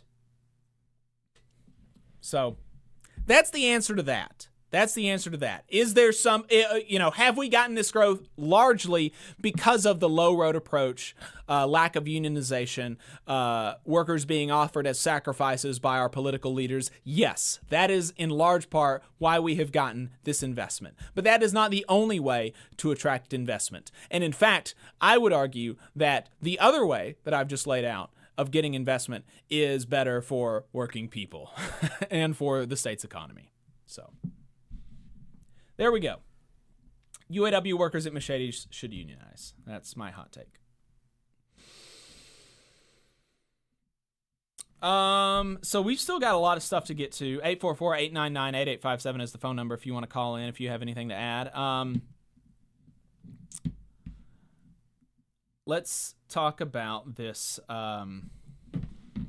Let's talk about this Indiana Republican. This is crazy. We talked about in, last year in Southern Labor, the review, about how, child labor has been a big story, both in it happening and in, Republicans seeing it happening and saying, oh, wow, that's based. Let's have more of that. And there's another instance of that happening last week in Indiana where State Representative Joanna King, Republican from the 49th District, she authored it with two co-authors, Matt Lehman from the 79th District and David Abbott from the 18th District, all three Republicans. They filed a new bill that would allow 14-year-old children to drop out of school after 8th grade and work 40 hours a week on the farm. So, it's almost difficult to know what else to say to that other than, that's wicked and perverse and all of this kind of stuff. But just so that you don't think that I'm being hyperbolic, I saw this from More Perfect Union, and they linked to the bill's text, and so I pulled it. And so this is the bill's text, okay? So first, it defines, quote, exempted minor, because later on they're going to say an exempted minor has the authority to do this. Okay, so what is an exempted minor? An exempted minor refers to a minor who has, one, been excused from compulsory school attendance after completing grade 8, and two, whose parent submits to the minor's current or prospective employer a signed statement from the parent declaring that the minor has been excused from school after completing grade 8, and B, proof supporting the statement made under Clause A. Okay, so there we go. That's who this person is. That's who an exempted minor is. An exempted minor is somebody who's been excused from education by their parents, and whose parents have proved that. So here is the new thing. An exempted minor who is at least 14 years of age and less than 18 years of age may work at farm labor during school hours on a school day. Subject to subsection B, an exempted minor who is at least 14 years of age and less than 16 years of age may work during school hours on a school day. This subsection does not apply to an exempted minor who works at farm labor as described in section 14.5 of this chapter. An exempted minor described in subsection A may not work as follows: before 7 a.m. or after 7 p.m., blah, blah, blah, blah, blah. But it goes on to say that, yeah, you can work 8 hours on a school day, 40 hours in a school week, 8 hours on a non-school day, and 40 hours in a non-school week if you have been exempted from school after 8th grade by your parents. On the farm, like specifically on the farm for some reason. Just really crazy stuff. Imagine thinking that, what we need more of in the United States of America is 14-year-olds with only an 8th grade education going into industry and working. They do say make America great again. And, right. So there is a call to the past there. There's a call to the past, and, they like to talk about the good old days. And in the good old days, folks worked on the farm. I am only like a generation removed from the farm myself. Both of my parents grew up on farms. Did lots of, farm labor, of course, around in the family. But the idea that, we want to return to this being a common practice, right? The county school systems in Alabama used to set their calendar around harvest, and it used to be very common that folks would come and go, to school, not consistently because of farm labor, right? They had, it's time for the harvest, so not going to see little Johnny for a while. It's depressing, I guess. It's a reminder that history really is important, because you see where so many of these issues that we battled in the Gilded Age are back, and we are in a Gilded Age. We are very much in a that is the situation we find ourselves with an oligarchy that is determined to make conditions worse, and you have employers who are trying to squeeze as much as they possibly can out of working people who've seen their living standards deteriorate for the last 50 years.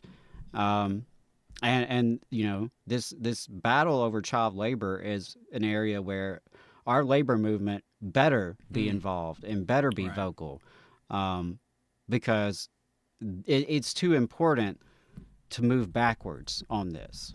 This is one of our proudest accomplishments as a movement, was getting children off the farms, out of the mills, out of the mines, right, and into schools. That is our legacy as a union movement. And so we have to be at the forefront. We have to be building coalitions with the community, including in the immigrant community, right? Because so many of these children that are being exploited are migrant children. And so, again, our labor movement has a responsibility there to build coalitions and to work with those communities. And there are some issues of tension and trust there that have to be overcome, but it's worth it because we can't see this. We can't see a return of children into the workforce. It's not acceptable. In the year 2024, this joker wants to do this. Right. It's it's wild. I don't understand how, and then there are some people who still go on believing that, Republicans' family values, that's kind of their thing. Family values. They love families. Well, and there are some people who would say that this is perfectly acceptable for family values, that it is good for these kids.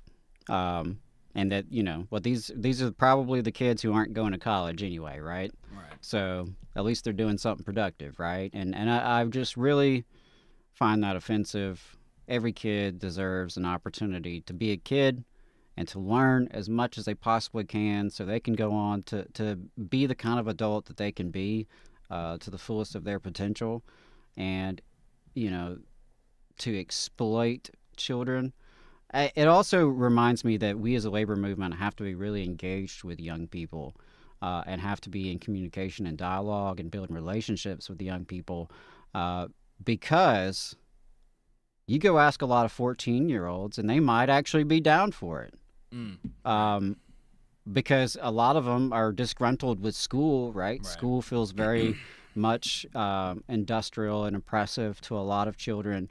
And so there are, I can tell you right now, my wife's students, a lot of them would say, yeah, I'd rather go to work than come to school. Right. As teenagers. And so we have work to do there on the value of education and the value of actually not entering the workforce as a child. Right. But we have a responsibility, I think, to educate and organize young people so that they know their rights. Because, we do still have some protections for them. Not enough, but we need to ensure that. Yeah, absolutely. All right. Do you want to do the Boss Watch interview, or do you want to save that for next week? We could save that for next week. Okay. Yeah, I'm fine with that. All right. Yeah, let's do that, and then we'll talk about college football players unionizing. And I've got this clip from Jim Harbaugh, Michigan football coach. My understanding is that I don't. So I'm not a big college football fan. I say right. You're definitely fan. not. I say Roll Tide in like an ironic way, but I'm not. But my understanding is that this was kind of a surprise coming from Jim Harbaugh. Do you, are you in Harbaugh world? Well, I don't know if I would say surprise. I hadn't heard him say anything to this effect. So I guess it is a little bit of a surprise, especially that it would happen like the national championship press conference. Right. That's a very big platform. Yeah. I mean, you got to wonder what the conversations were with the administrators after that. Right. I mean, that's literally like the biggest platform he will ever have, probably. Right. And so I really applaud that. And as a football guy, I'm not a fan of Harbaugh necessarily. Like, I find his personality kind of annoying. There are a lot of allegations about sign stealing and, these, little controversies around the conduct of his program. I'm not one of these people who's going to be like, oh, he's a cheater, blah, blah. I don't, first of all, I don't know enough about the details to go that far. But second, I just don't care, frankly. I'm a Southern Miss fan. And we're a small school in the Sun Belt Conference. And so, like you, even though I'm in Alabama, a lot of folks assume I'm a big Alabama fan. My in-laws are, so I follow them by association. But all that to say, Jim Harbaugh, is a polarizing figure in college football.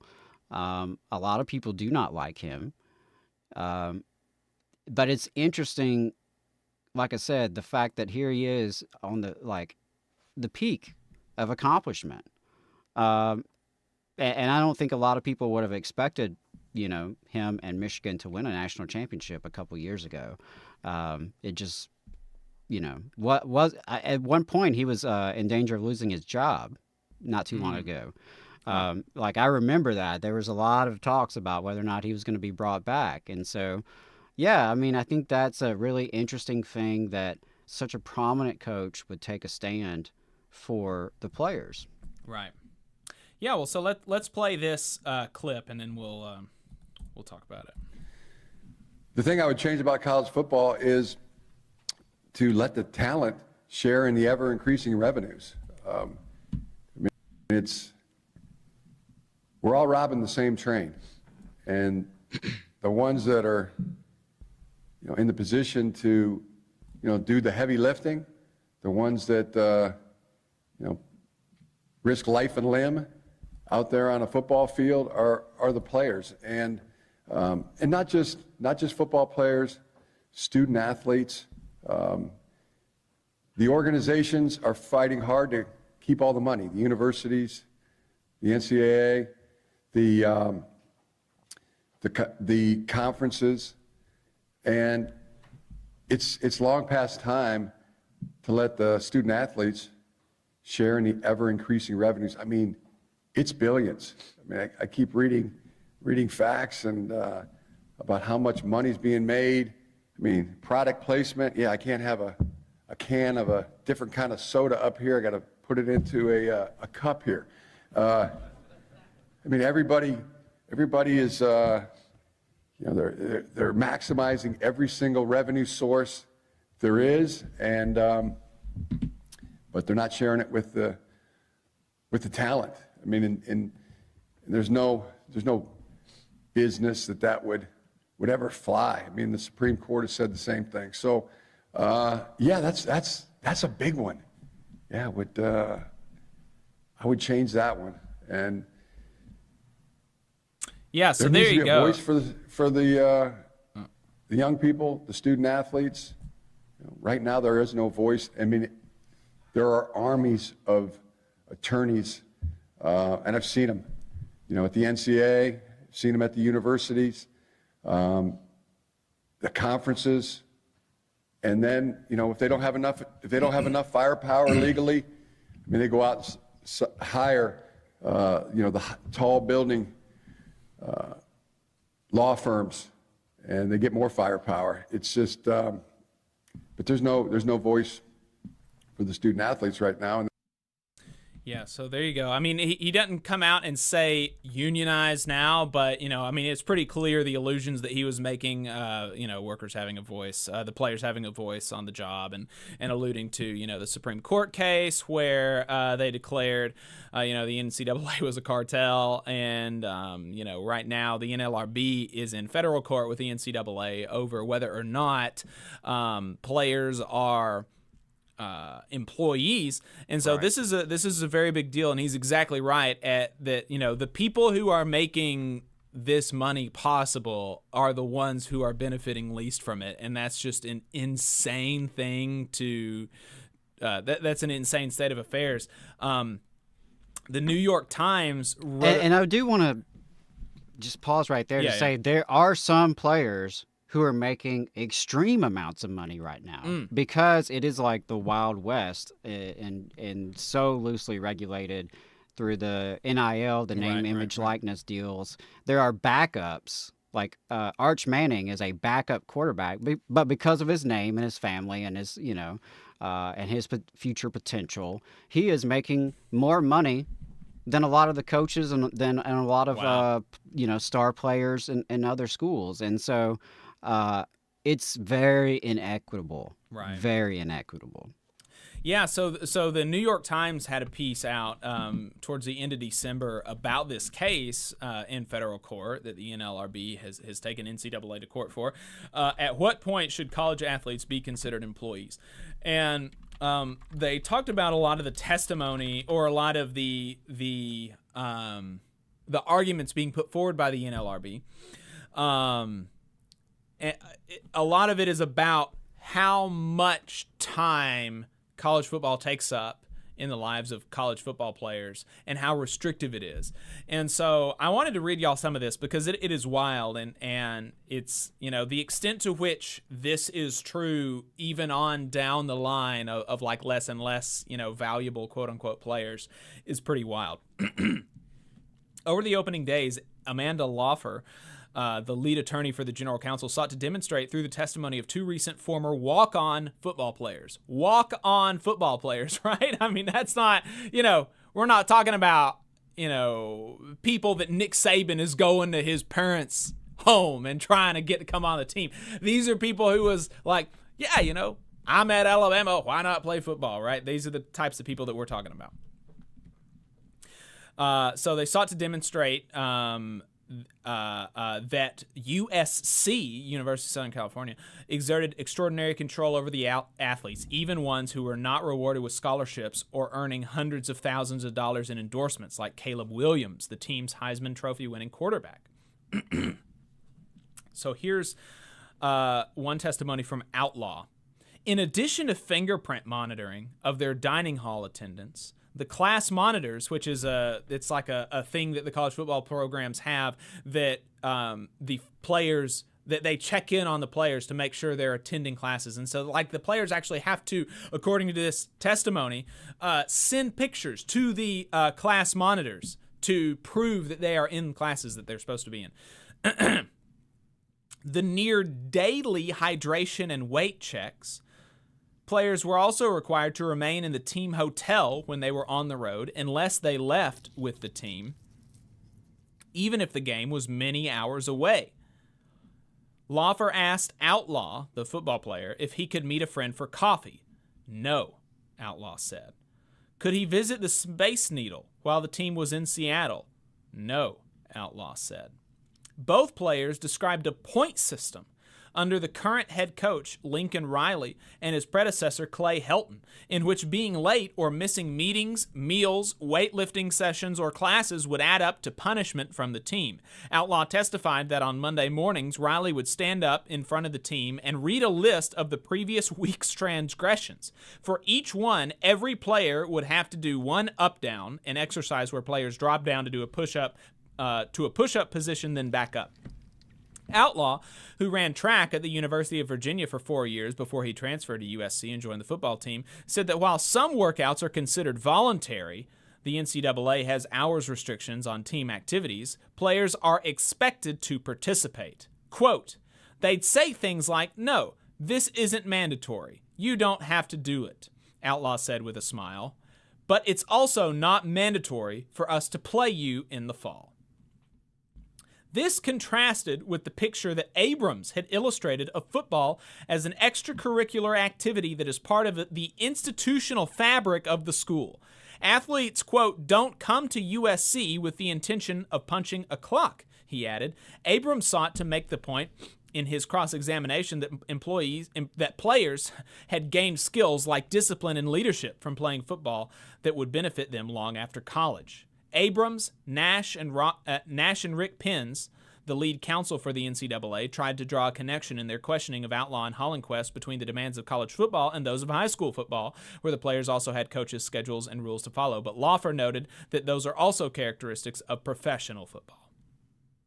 So there we go. And earlier in the article, Outlaw said that his estimate of the total hours just of football was 60 a week. 60 hours a week. I mean, really, really, that's a lot to not get paid for a walk-on, right? We're not talking about Heisman winners here who are now getting NIL stuff, but who previously they weren't even getting anything. We're not talking about Heisman winners. We're talking about walk-on players. 60 hours a week, mandatory participation in voluntary assignments. I mean, yeah. Super restrictive, and they're not getting paid for it, and that's terrible. So here's hoping that the NLRB is successful in their case against the NCAA, and that college athletes are declared employees and given collective bargaining rights, because it's very important.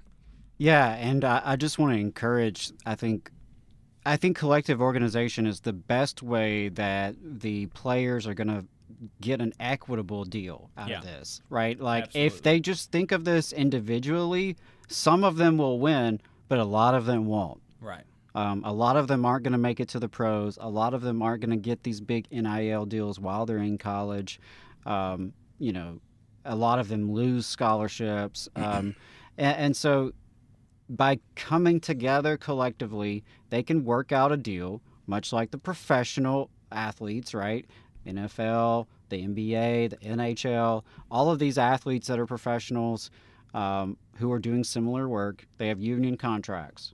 And they have union protections. Right. And you can argue about, you know, how good is the union and you know, where they may fall short and things like that. But there is absolutely no doubt in my mind that the players coming together, organizing a union, and getting collective bargaining agreements is the best way forward to ensure the most players benefit as much as possible. Yeah. And so really do encourage that. Shout out to Jim Harbaugh for his comments. I have a lot of respect for him saying that, particularly on that big platform. I did also want to mention that a friend of the show, Maximilian Alvarez, he put out new art of class war with breaking points this week, last week. He put out one last week where he actually talked about this very issue and interviewed Jason Stahl, who's the executive director of the College Football Players Association. So I haven't had a chance to check that out yet, but really, really want to check that out and wanted to highlight that as well because, I'm curious to hear from the player, but I'm also curious to hear from this Players Association and kind of learn more about what their role is in all this and like what they have in mind and, you know, are they a legit labor union? You know, what? That's not my understanding. My understanding is they're like a nonprofit advocacy group. Right. Maybe they turn into a union. Who knows? Yeah. So that's going to be interesting. So anyway, I wanted to throw that out there as well while we're on the topic. And we do have a couple callers on the line. Yeah. Let's bring 256 on the line. I believe I know who this is. 256 area code. What's your name? Where are you calling from? This is Joe in Decatur, Jacob. Morning, Joe. Adam. Long time no hear from. It's good to Good morning. Have you Good calling. morning. Well, I don't like calling and boring you to death on a regular basis, but I will call from time to time when I get a little riled up. I could comment on Miss Ivey, but what can I say? That just plumb pitiful. I seen that a couple of days ago. I think I commented on Labor 411's Facebook page, and it almost mirrored exactly what you said, Jacob, about Miss Ivey. But that ain't what I wanted to call about, and this is still a little bit on the political side, and I don't want to get it very political, but this day and age you can go anywhere you want to, and within 2 minutes, if you want to strike up a conversation about politics, there's somebody always wanting to weigh in on it. I wanted to comment on the special election that was recently held for an Alabama State Senate opening, where the former state senator resigned his job to go to work for the Business Council of Alabama, the most anti-labor group that I know of in the state. And thank goodness he's out of the state Senate, but it tells you where his priorities was while he was in the state Senate. Exactly. But I just wanted to congratulate Mr. Wes Kitchens for his tremendous victory over there. His district makes up Marshall County, part of Blount, and part of Madison County. The registered voters in that district is 104,790 registered voters.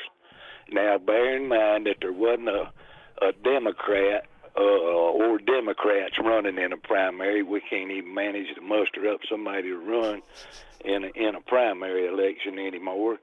But if you break his numbers down, Mr. Kitchens won that election 52%, 3,700 votes.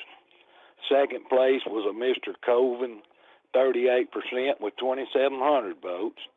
And Stacey George, who makes a career out of running for political offices from Morgan County, county commission to governor of the state of Alabama, he got 9% or 646 votes.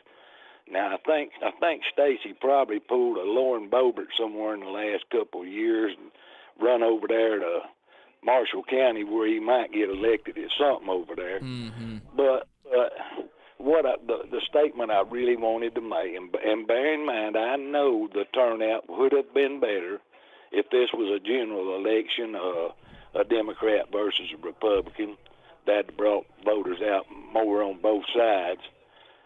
But if you got 104,000 plus registered voters, and only 6.7% turn out for an election, and you only win 52% or 3,700 votes, it's kind of sad that 3,700 voters out of that total actually put a state senator in to finish out a term, and probably will be in line to hold that office forevermore unless he does the business cancel bid and they hire him too. That's the only comment I really wanted to make. Just how pathetic it is that few people can put a state senator in that's going to legislate and make laws and rules for the rest of us. I just wanted to comment really quick. He was the only one where I even seen any political ads on the local TV.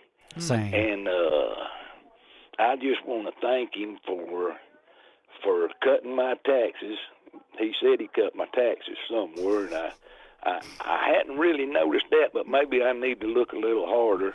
If he's talking about my $1 on 100 grocery tax, I think it got eat up on a gas tax that they implemented too. So I think I come out in the negative, but I don't drive near as much, so maybe I didn't. I might have got a nickel out of that. But I also wanted to commend him for fighting Joe Biden's woke agenda. Yeah. I saw that. Important. Very, very important. But the real key to it was he's stopping the woke agenda in the classroom, in the churches, and even in my home. Now that come off of his political ad. I don't need him to tell me I can't be woke or asleep while I'm at home. Surely he's got better things to do than legislate that. Listen, I appreciate y'all taking my call, and I want to say one more thing. I was the self-proclaimed for many years the hardest working union man in the state of Alabama. I have to pass the torch to Jacob and Adam. I no longer am the self-proclaimed hardest working man in union business in Alabama. I'm passing the torch to Jacob and Adam, and I sure appreciate what y'all do. Hey, I appreciate it, I'll get off. Thanks, brother. Yeah, I really appreciate it.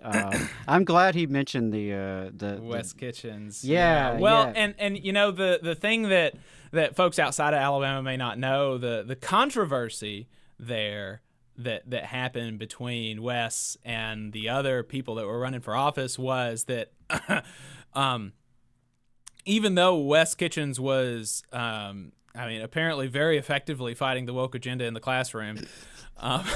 The teachers union endorsed him in Alabama, sent out mailers on his behalf, like independent expenditure by... Oh, he got the A-Vote mailer. He got the A-Vote mailer without a union bug. I don't know how common that is. Well, of course, but there was remember, no union AEA bug. is very clear that they're not a union. They're a professional organization. So despite the label. So he got that. He got those mailers without a union label on them, and somehow it got back to conservative media, and there was like people like just having a fit about it on the radio. I can't believe we got a Republican that's going to win this election. It's got teachers union endorsement. This is insane. Yeah, well, I mean, newsflash, Republicans, AEA gives more money to y'all than to the Democrats. Yeah. And their strategy is to endorse whoever is going to win. The person that's going to win, yep. They do pay to play. That's the strategy, pay to play. They pay. And, you know, to be determined how well it's working. But, you know, so I'm glad Joe brought up that election, the super small turnout. What was it, 7%? Yeah, he said, you know, that reminds me of the Limestone County school tax renewal, where it was less than 3%, I believe. And so there's just massive voter disengagement. And that should really kind of, that it's a terrible state of affairs, but it should really be an inspiration to, you know, the labor movement, such that it exists in the area, that all you've got to do in a lot of these elections is turn out 4,000 people, you know? I mean, that's not, when you think about it like that, all I have to do is turn out 4,000 people. I mean, that's not actually that tall of a task. So yeah, I was going there exactly, that it is a sad state of affairs, but it's also an opportunity.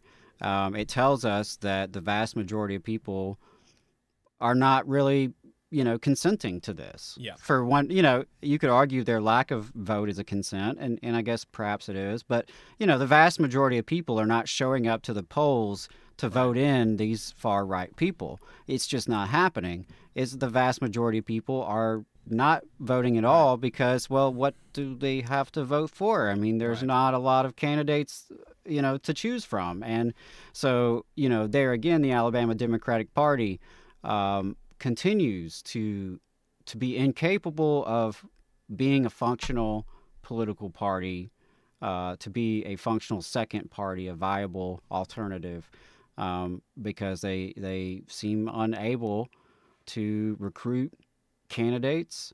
I mean, just starting there, right? Yeah. Quantity before we even get into quality.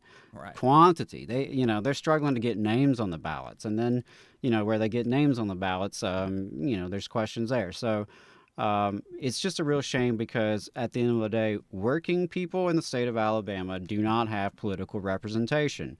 There ain't nobody in any real big numbers who are in office representing working class people. Right. There's a few decent, you know, elected officials throughout the state in various levels. I don't want to, you know, dismiss that. There are people that I respect that are doing good work, but by and large, like, the working class does not have political representation here. And I agree, it is a massive opportunity. And if labor were to get serious, you know, over the next 4 years, 8 years, 12 years, what could we do? Right. A lot of potential. A lot of potential. All right. Let's get to our second caller. Oh, sure. Yep. Got to be quick, because we have at least two more things I want to get to before we roll off. But this caller's from a 267 area code. I think I know who this is. 267 area code. What is your name? Where are you calling from? Hey, it's Infinite Content from Philly. Hey, appreciate you calling.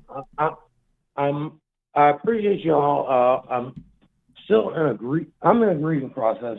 I lost my grandmother on New Year's Day, so I'm going through that, and then I'm going through another thing where my job is trying to fuck me over on some bullshit, but I can't name the job, and I can't name, but they're trying to hold the fuck out of me. But with that said, I believe that everyone needs unionization. Every job needs to have a union and collective bargaining and collective protection. Does that make sense? Yeah, I totally agree. I mean, because it doesn't matter what type of work you do.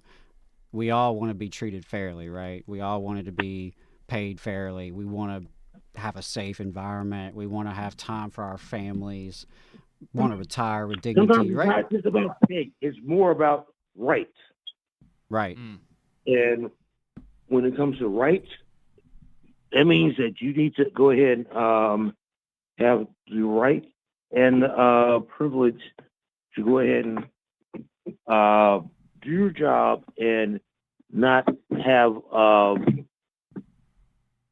not have random allegations levied against you without you having recourse.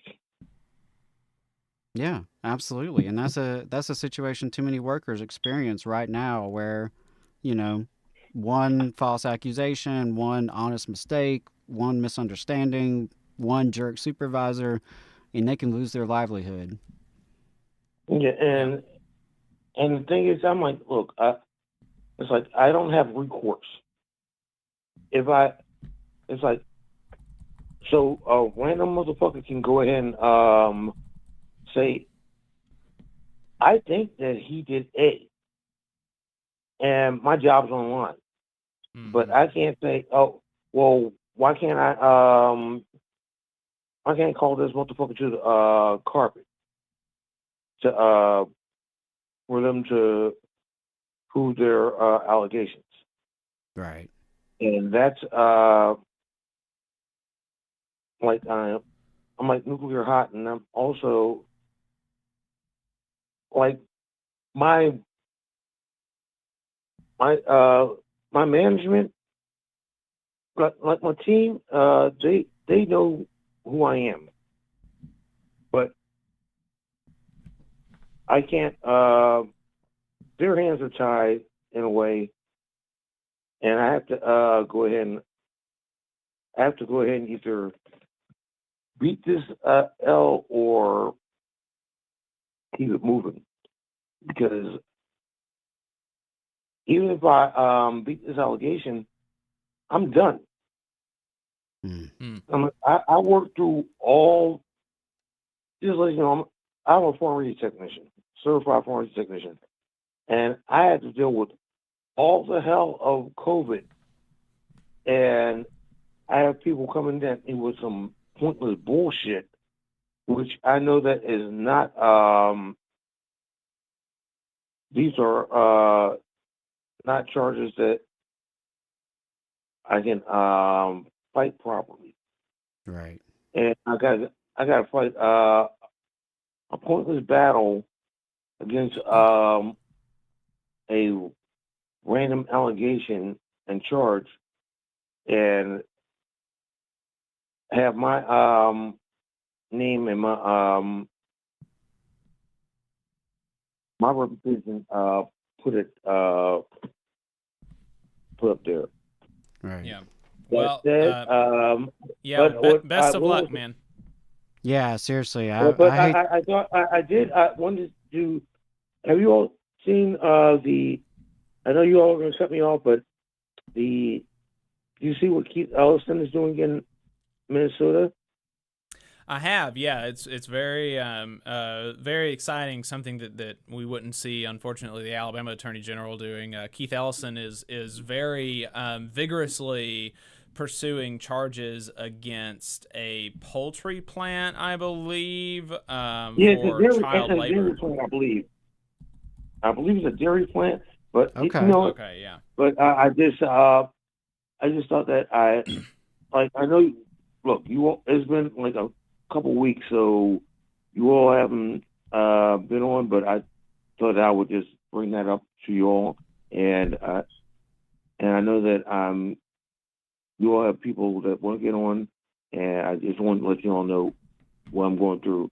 But I do appreciate you all giving me the time to allow me to get on. I'm not going to rant and rave about my issues, but I did want to bring that one up because I think that that's very important and needs to be have eyes focused on. Yeah, appreciate it, brother. Thanks. And definitely wishing you all the best, man. Yeah, I'm gonna go ahead and try and do some grieving. And y'all take it easy. Peace. Yeah, take care of yourself. You too.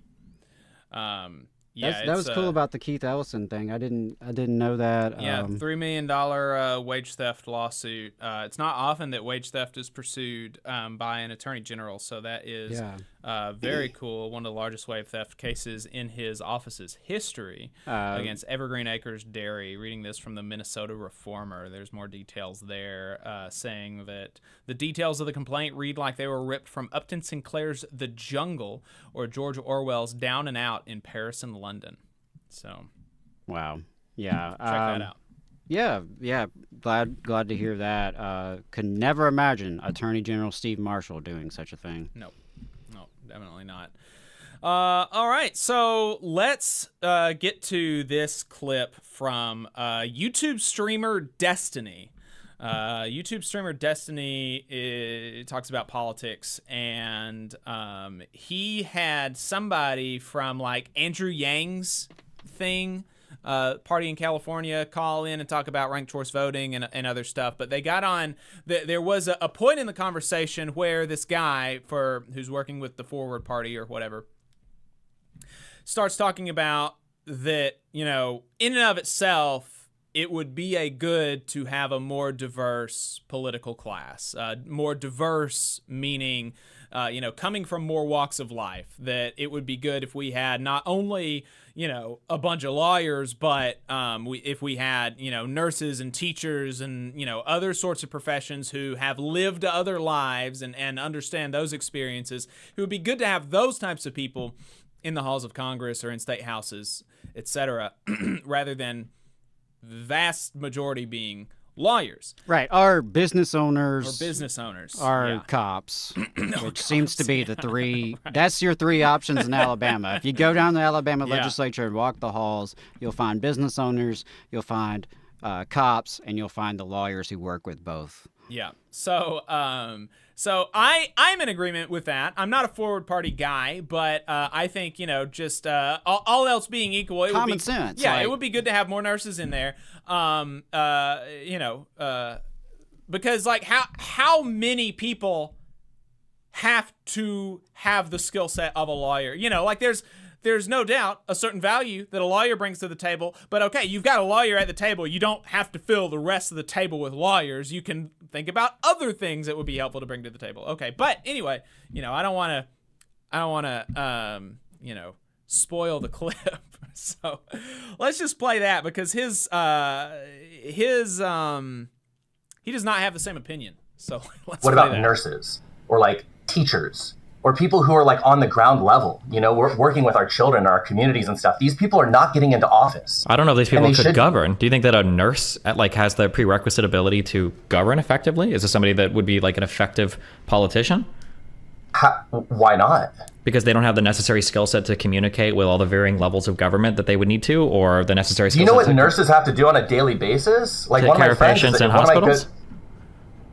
Yeah, do you know how difficult that is? Like one of my friends is a labor and delivery nurse, right? And she's dealing all day with like stress, trauma, politics, bureaucracy, interpersonal communication. Just because helping people. Yeah, but just because one thing is difficult doesn't mean that all difficult things are now achievable. That's like the Jordan Peterson, Elon Musk ideology. No, but like what do you think about nursing doesn't translate to governance? Basically all of it? How? I don't know if like what do you think is important for a governor? For somebody who's going to be in governance. An important thing for a governor, my guess is that some of the most important skills are probably going to be able to balance the wants and needs of many different parties and then communicate those wants and needs. Okay, do you think that a nurse has to balance the wants and needs between many different parties and then communicate that? No. And then additionally, like, what about teachers? Do you think teachers, would you argue the same thing, that teachers don't have the requisite skill set to work in governance? Probably not much, no. I think that like working like as a politician or working in governance is probably a relatively unique skill set. If anything, I would say, actually, now that I think about it, if anything, is a unique skill set that, like, how do you get that skill set? Well, one, it's going to depend on your background. Lawyers actually probably are somewhat more equipped to deal with it, I guess, naturally. I think maybe that's why so many lawyers go into politics. Exactly. That's my argument, right? Is that what happens is we end up with a government, and all of our legislators are lawyers, and that's a really bad thing, man. Like, lawyers are people who charge $500 an hour to argue with each other and are widely regarded as some of like the most despised people in our society that suck blood and defend awful people. How could we just wait? Hold on. Wait. Hold on. How are lawyers some of the most despised people in society? Lawyers are probably some of the most important people in society in that they ensure like the smooth functioning of our rights to due process. Yeah, so there you go. Lawyers, most important people in society. Some of the most important people in society. Nurses don't make good legislators. Lawyers, uniquely capable. And teachers also, we have to be, it's for our own good that we are not able to govern ourselves. Actually, is his opinion. And so, there was another clip that I told you about that I couldn't find it. I couldn't remember when I heard this, but there was another instance where he was talking about unions, and he got on a tangent about that, kind of disparaging unions, or trying to make people think less of them than maybe they would be inclined to at this moment, being, a lot of his audience being kind of like more liberal type people. And he said, unions are not this, a more broadly useful thing. Unions are for their members. And the way that you can tell that is by ask a left-wing pro-union guy if they like cop unions, and the answer is no. And so therefore all unions are the same as cop unions, was basically his argument. And unions are for their members and for nothing else. And so, you shouldn't view them in a more romantic kind of way. And when I was talking to you about that, it really, the juxtaposition of those two ideas is really valuable for me, because actually unions are obviously more socially valuable than just for their own members. And one of the reasons is that, to a certain extent, being a legislator, there is a different type of skill set there. But to the extent that it's true, there's a different skill set, and it's a skill set that needs honing. Ordinary working people are able to build those democratic muscles within unions in a way that we are not allowed to in non-union workplaces. And that in and of itself, if we're talking about societally, that is a huge benefit of unions. They are, Jane McAlevey in one of her more recent books said that unions are schools of and participants in a democratic society, in a democratic order, in a way that, like, basically no other organization is. And so, that juxtaposition I felt like was kind of important to pull on for a little bit. But just on its face, Adam, you were a teacher, you were a teachers union rep, and a lot of nurses. Both of us know nurses, and both of us know teachers. What is your take on, just on its face, teachers don't have the skills need to be a legislator? I think it's elitist bullshit, because, he describes being able to balance multiple parties, and that kind of, like, what he describes, are the skill sets that teachers and nurses and so many other kind of workers demonstrate every single day at work, all day. There's been some research, and I don't have the numbers off the top of my head, but there's been research done about the number of decisions that a teacher has to make in a given school day. It's wild. It's wild. It's why teachers are so tired at the end of the school day, because they have been making so many decisions. Like, right. I mean, and you think about it, you got a room full of 25 kids, and there's so many variables happening, and you're dealing with everything coming in and out of the classroom and everything happening around you in your environment, while at the same time, like, your job is literally educating them according to the state standards, you know, that the government has determined is what you're supposed to teach. And so you're doing all that. And same with nurses. I mean, and so there's the elitist part of it. Well, and in it's a lot also, of ways. before you go off of that, the elitist part of it, there's another part where he says that, you know, he's describing the role of a legislator, and it's like balancing the wants and needs of different constituencies and you know, da-da-da-da. And that's like a conception, that's like an idealized conception of a legislator that I do not really share. Incredibly naive. I think, I think it's naive, but it's also like not even what we should want as like because if the goal is, and this is not his goal, he's not, you know, he's not like a class, he wouldn't even be like a labor liberal. He's a, you know, definitely just a liberal type. But my goal is not, you know, balance the wants and needs of different constituency. My goal is to build working class power in society and to wrest control from the people who have control and give it to the people whose lives are affected by that, right? So my legislator, I would not want to be somebody who just like, oh, balance the wants and needs of different constituencies and make deals and blah, blah, blah. The legislator that would be best for the working class is one that sees themselves as the representative of a working class who is tasked with getting as much as possible for their coalition of power and for giving more power to their coalition, right? That's not, you know, I mean, yeah, that's just a totally different conception of a legislator. Yeah, absolutely. I mean, we need representatives that are of, by, and for the working class, because the working class is the majority. We are the majority, right? Like, that is the majority constituency, is working people. And so absolutely we need more representation of working people in power or in elected offices. And so, yeah, I think it's elitism in the sense that, like, you don't want us to have representation, and you also don't think they could be competent, that, like, we can be competent as workers. And it's like, how fucking competent are the people in Washington, D.C. and Montgomery right now? Right. Like, how great of a job are they doing? You know? And the thing is like that his own backstory is really, it really contradicts kind of his stated ideals, and he does. Well, I don't know anything about the guy. Yeah, I will say that, like, he does go on to say in this clip that that you know, like, I'm not totally opposed to nurses, you know, being elected people, and he talks about one teacher or nurse that he, you know, endorsed and his community helped get elected, blah, blah, blah. But he just said, you know, on balance, you know, lawyers better than nurses is kind of his view. But it's just so strange because he is like a college dropout.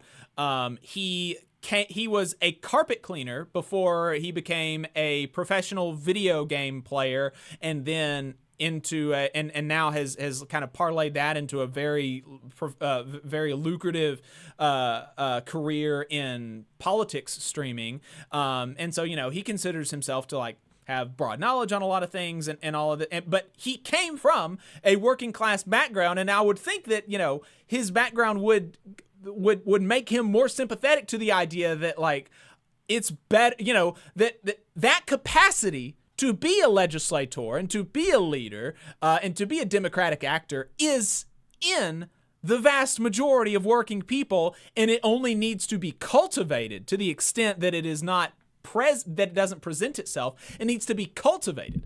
But you know, on its face, it's better to have more diverse backgrounds in you know, in the rooms where decisions are being made. And so yeah, it was just a really bizarre take that absolutely you know, is completely contradictory to you know, everything that you know, our program is about as union members and as a union radio program. You know, our whole thing is that you know, working people not only, you know, deserve to have more power in society and you know, and particularly in the workplace, but also society at large. But we are capable wielders of power when we are able to get it. So I felt like that was a good jumping off point for discussion. Yeah, absolutely. I feel insulted by it. I do run into other working people though who have that kind of conception that like politics is for, you know, smart elite people over there, and like that's who needs to handle the politics. And it's like, no, that's not helping you. You know, it's just not helping you deferring to these so-called elites. Whether, you know, they may not conceptualize it that way, that like they're deferring to people who they're considering elites, but that's effectively what they're doing. And it's not helpful. We need more working class people who are running for offices and, you know, hopefully winning offices. You know, there are limits to what we can accomplish through electoral politics, but it's damn sure better to have regular working people in those rooms, in those offices, than more, you know, just more of the same, the lawyers and the business owners and the cops. And also the thing about his thing about the unions was completely absurd. You know, like the cop unions and all that. It just made no sense and reveals to me he doesn't know an awful lot about the labor movement. Right. No. Yeah. No. It would definitely, you know, and he is you know, he's a streamer. He streams like, I don't know, like 10 hours a day. So there's a non-zero chance that he sees this. And so, you know, I would encourage you to, like, you know, read some about the history of the labor movement, about the Flint strike with the UAW and the worker leaders there. The Many and the Few is a good book there. All of Jane McAlevy's book. I mean, the best one that's kind of talks about the value of unions in society more broadly is Jane McAlevy's book, A Collective Bargain. You know, but there's so many, you know, the labor movement is such an important institution in American society, and it has a much broader effect than its own members. And at its you know, at its best, it is at the forefront of that, and it is making use of that and doing more for society writ large. You know, obviously. And there are stains in the history of the labor movement, but there's, you know, the UAW funded the civil rights movement, right? You know, and that was clearly not something that you know, you would conceptualize as like narrowly self-interested.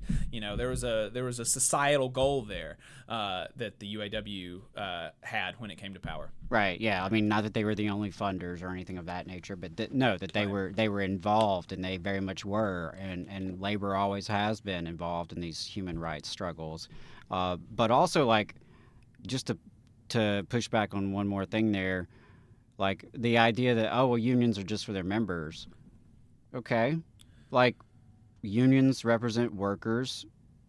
Isn't it good that workers have someone for them? Right? Like, it's not a bad thing in and of itself for a union to be for its members. That's literally why it does exist. And so there is some element of truth there.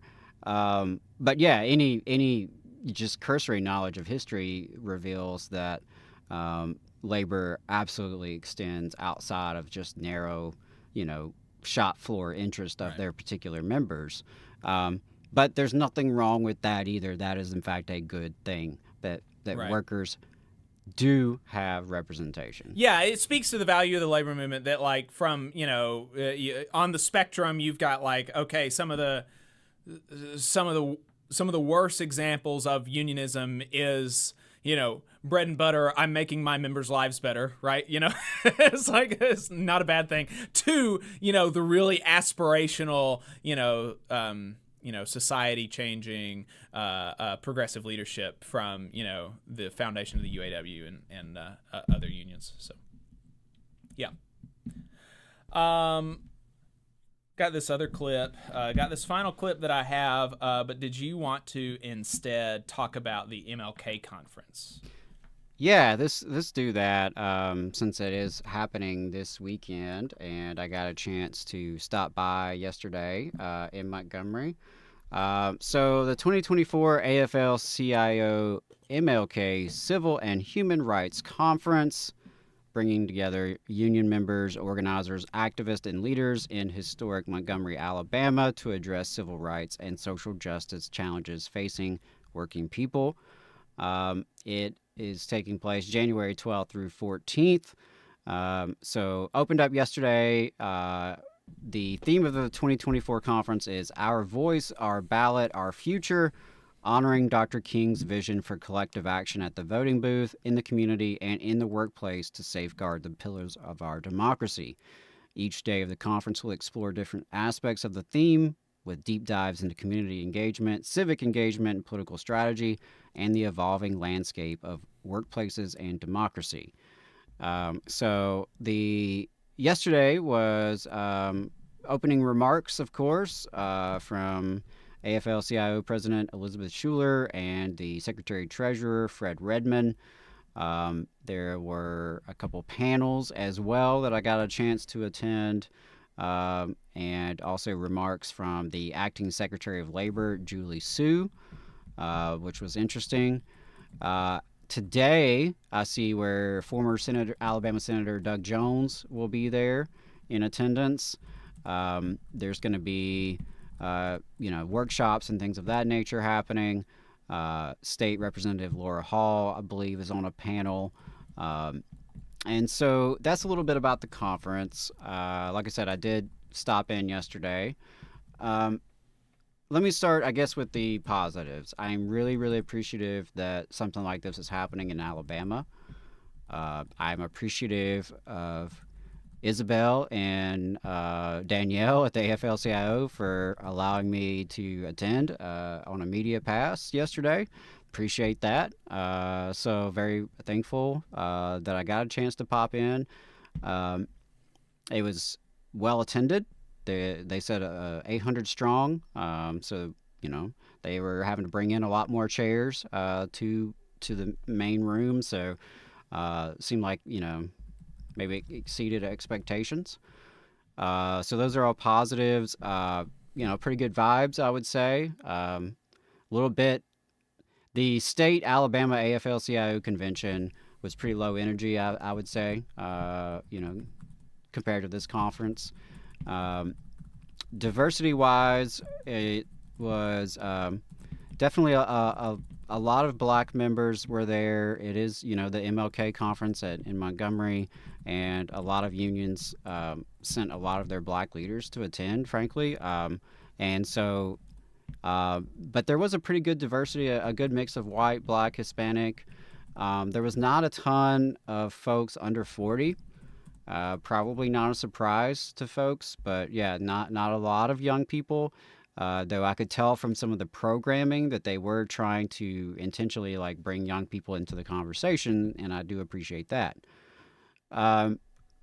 So kind of transitioning to some other thoughts about it. It seemed like with Shuler and with Redmond and with Secretary of Labor Julie Sue, they would say about 90% of the right thing, and then get into just real partisan Joe Biden puffery. Just really, really pumping up Joe Biden. I heard multiple times that the Biden-Harris administration is the most pro-union administration of our lifetimes, of history, I even heard. Surely not history. Let's see. Union Joe, he was called by the Secretary of Labor. And that I understand, right? She is the Secretary of Labor. She works in the administration. Of course, she's going to promote her boss, the president, who's running for re-election. But you could have easily assumed that Elizabeth Shuler and Fred Redmond are also part of the Biden campaign. And I'm just going to say, frankly, that as a labor activist, that alienated me. Because when you tell me you don't want to cut any more excuses to politicians, you can't 60 seconds later then tell me how freaking great Joe Biden is. Because as a labor activist, I'm trying to look at it with clear eyes that there are certain positives to the Biden administration that we've seen for labor, but there's also a lot of negatives, okay? We can look at any number of them. From the coal miners in Alabama who got no help from Washington, D.C., to the rail workers whose right to strike was interfered with by this president, to the genocide happening overseas with our tax dollars. So there are a lot of room, there's a lot of room for critiques of the Biden administration, in my opinion, from the left. And obviously we have a lot of union members who are conservative, who are right-wing, who are opposing Joe Biden for other reasons. But that did bother me because it just, I don't know, I just don't have a lot of good vibes about that approach. You know, I appreciate that UAW has at least held out in their endorsement thus far and is kind of making Biden work for it a little bit. AFL-CIO did not make Biden work for it at all. And it just rings a little hollow when you're sharing the words of Dr. King and you're talking about shame on us if we're leaving people behind, and then transition that into pumping up this moderate conservative imperialist president who, has appointed a good person at the National Labor Relations Board and also isn't really lifting a finger to help that board. So it just really, that rubbed me the wrong way. I can't be the only one who attended who felt the same way. There were plenty of cheers and applauses to the Biden lines. So, you know, obviously I can't say that everyone felt like me. In fact, I was probably in the minority given that it was a pretty establishment-friendly room, you know, lots of leaders and big wigs, so to speak. So that would be the other thing I would say is you need more rank-and-file members and you need more young members at these kind of events. I heard about it word of mouth. Like, AFL-CIO did not send me something in my mailbox.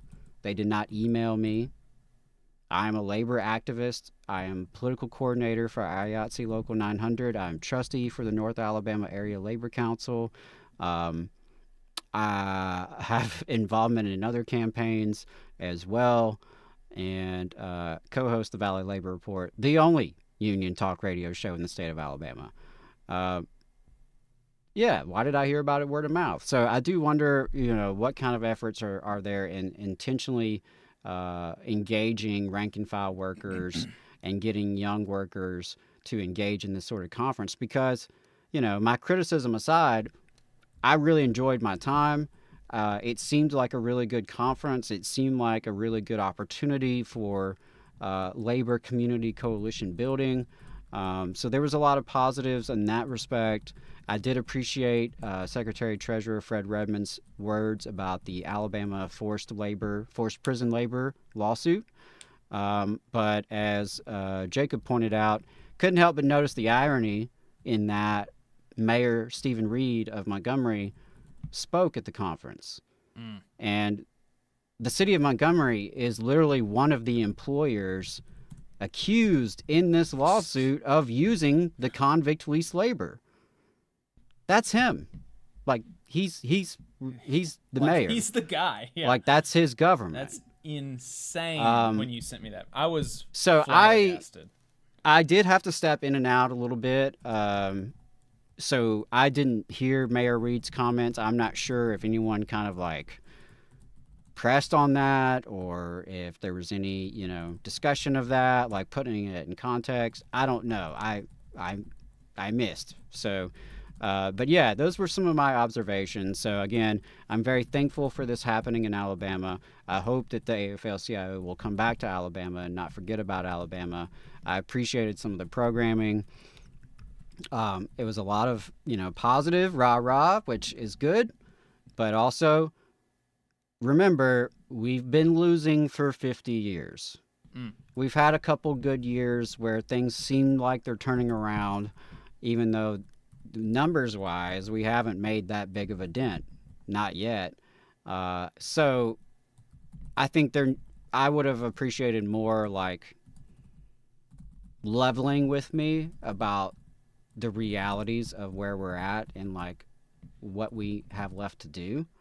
I probably could have used a little bit more of that and a little bit less of the focus on the November election and voting for Joe Biden, particularly when you're talking to me, an Alabamian, whose vote will not matter. Right.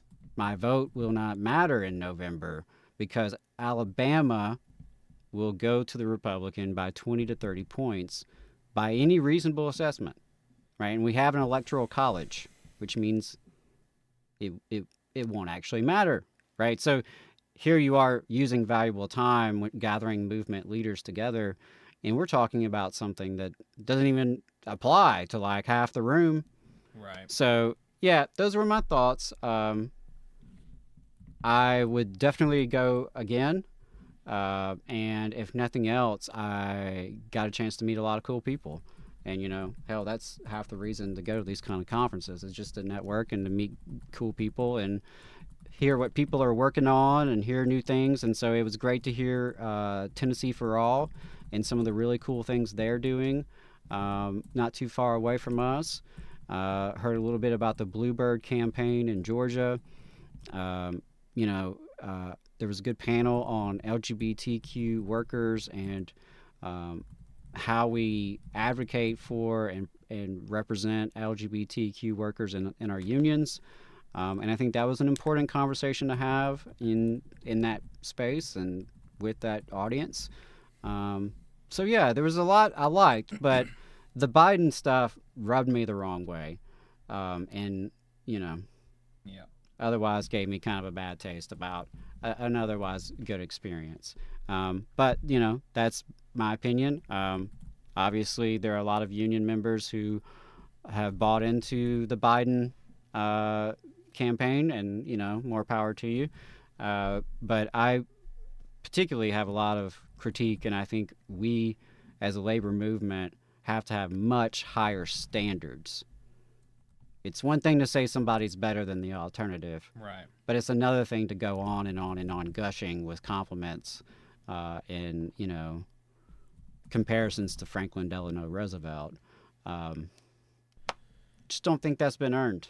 Right. Sorry, I don't think the record reflects that. And I think an honest assessment of the record tells you that there are some good things, but there are some bad things, and we have some room for improvement. So that's my thoughts and reflections on the MLK conference. And I do think it's, important that labor engage with the legacy of Dr. King because Dr. King was absolutely a champion of labor. And so, I do think that's important, and it's important that history be out there because labor rights and civil rights have always been intertwined. And those movements, both are needed and have to be working together to be successful. Right. Yeah, I was particularly shocked when you sent me that picture of Stephen Reed at the podium. That was I think particularly galling. Shouldn't have been allowed on the podium, in my view. Should have been booed. But probably most of the attendants probably do not know about his implication in the labor trafficking case that the AFL has signed on to the suit for. But no excuse for the people who booked him. Yeah, and again, if there are conversations that have taken place where Mayor Reed has denounced these practices, I'm happy to all ears. Yeah, happy to take that in and receive it for what it's worth. But as far as I know, that hadn't happened, and so yeah, it did strike me as a little tone deaf. Yeah. All right. Well, you got anything else? Yeah, I just to kind of close, since this is Martin Luther King Jr. weekend, I wanted to share a little bit of a statement that my union IATSE put out. As members of the IATSE, we pay homage to the lasting impact of Dr. Martin Luther King Jr., recognizing his vital role in the civil rights movement and his support for unionized labor. Dr. King understood that the labor movement's importance was not only fair wages and better working conditions, but that it was the one true path towards social and economic freedom for all workers. King's vision remains a guiding light, urging us all to continuously stand up for dignity and solidarity in our pursuit of a just and equitable workplace. And they shared this quote from Dr. King at the AFL-CIO convention in October of 1965, where he said, "The labor movement was the principal force that transformed misery and despair into hope and progress. Out of its bold struggles, economic and social reform gave birth to unemployment insurance, old age pensions, government relief for the destitute, and above all, new wage levels that meant not mere survival, but a tolerable life. The captains of industry did not lead this transformation. They resisted it until they were overcome. When in the 30s the wave of union organization crested over our nation, it carried to secure shores not only itself, but the whole society." So, wanted to close with that, and want to just encourage everyone to have a good weekend. If you get a chance, listen to some Dr. King. It's always instructive and inspirational, in my view. Yeah. All right. We'll see you next week then. We got some good guests coming up in the next couple of weeks. So. Oh, yeah, we really do. It's going to be exciting. And don't forget about those plugs. Go to labornotes.org/events.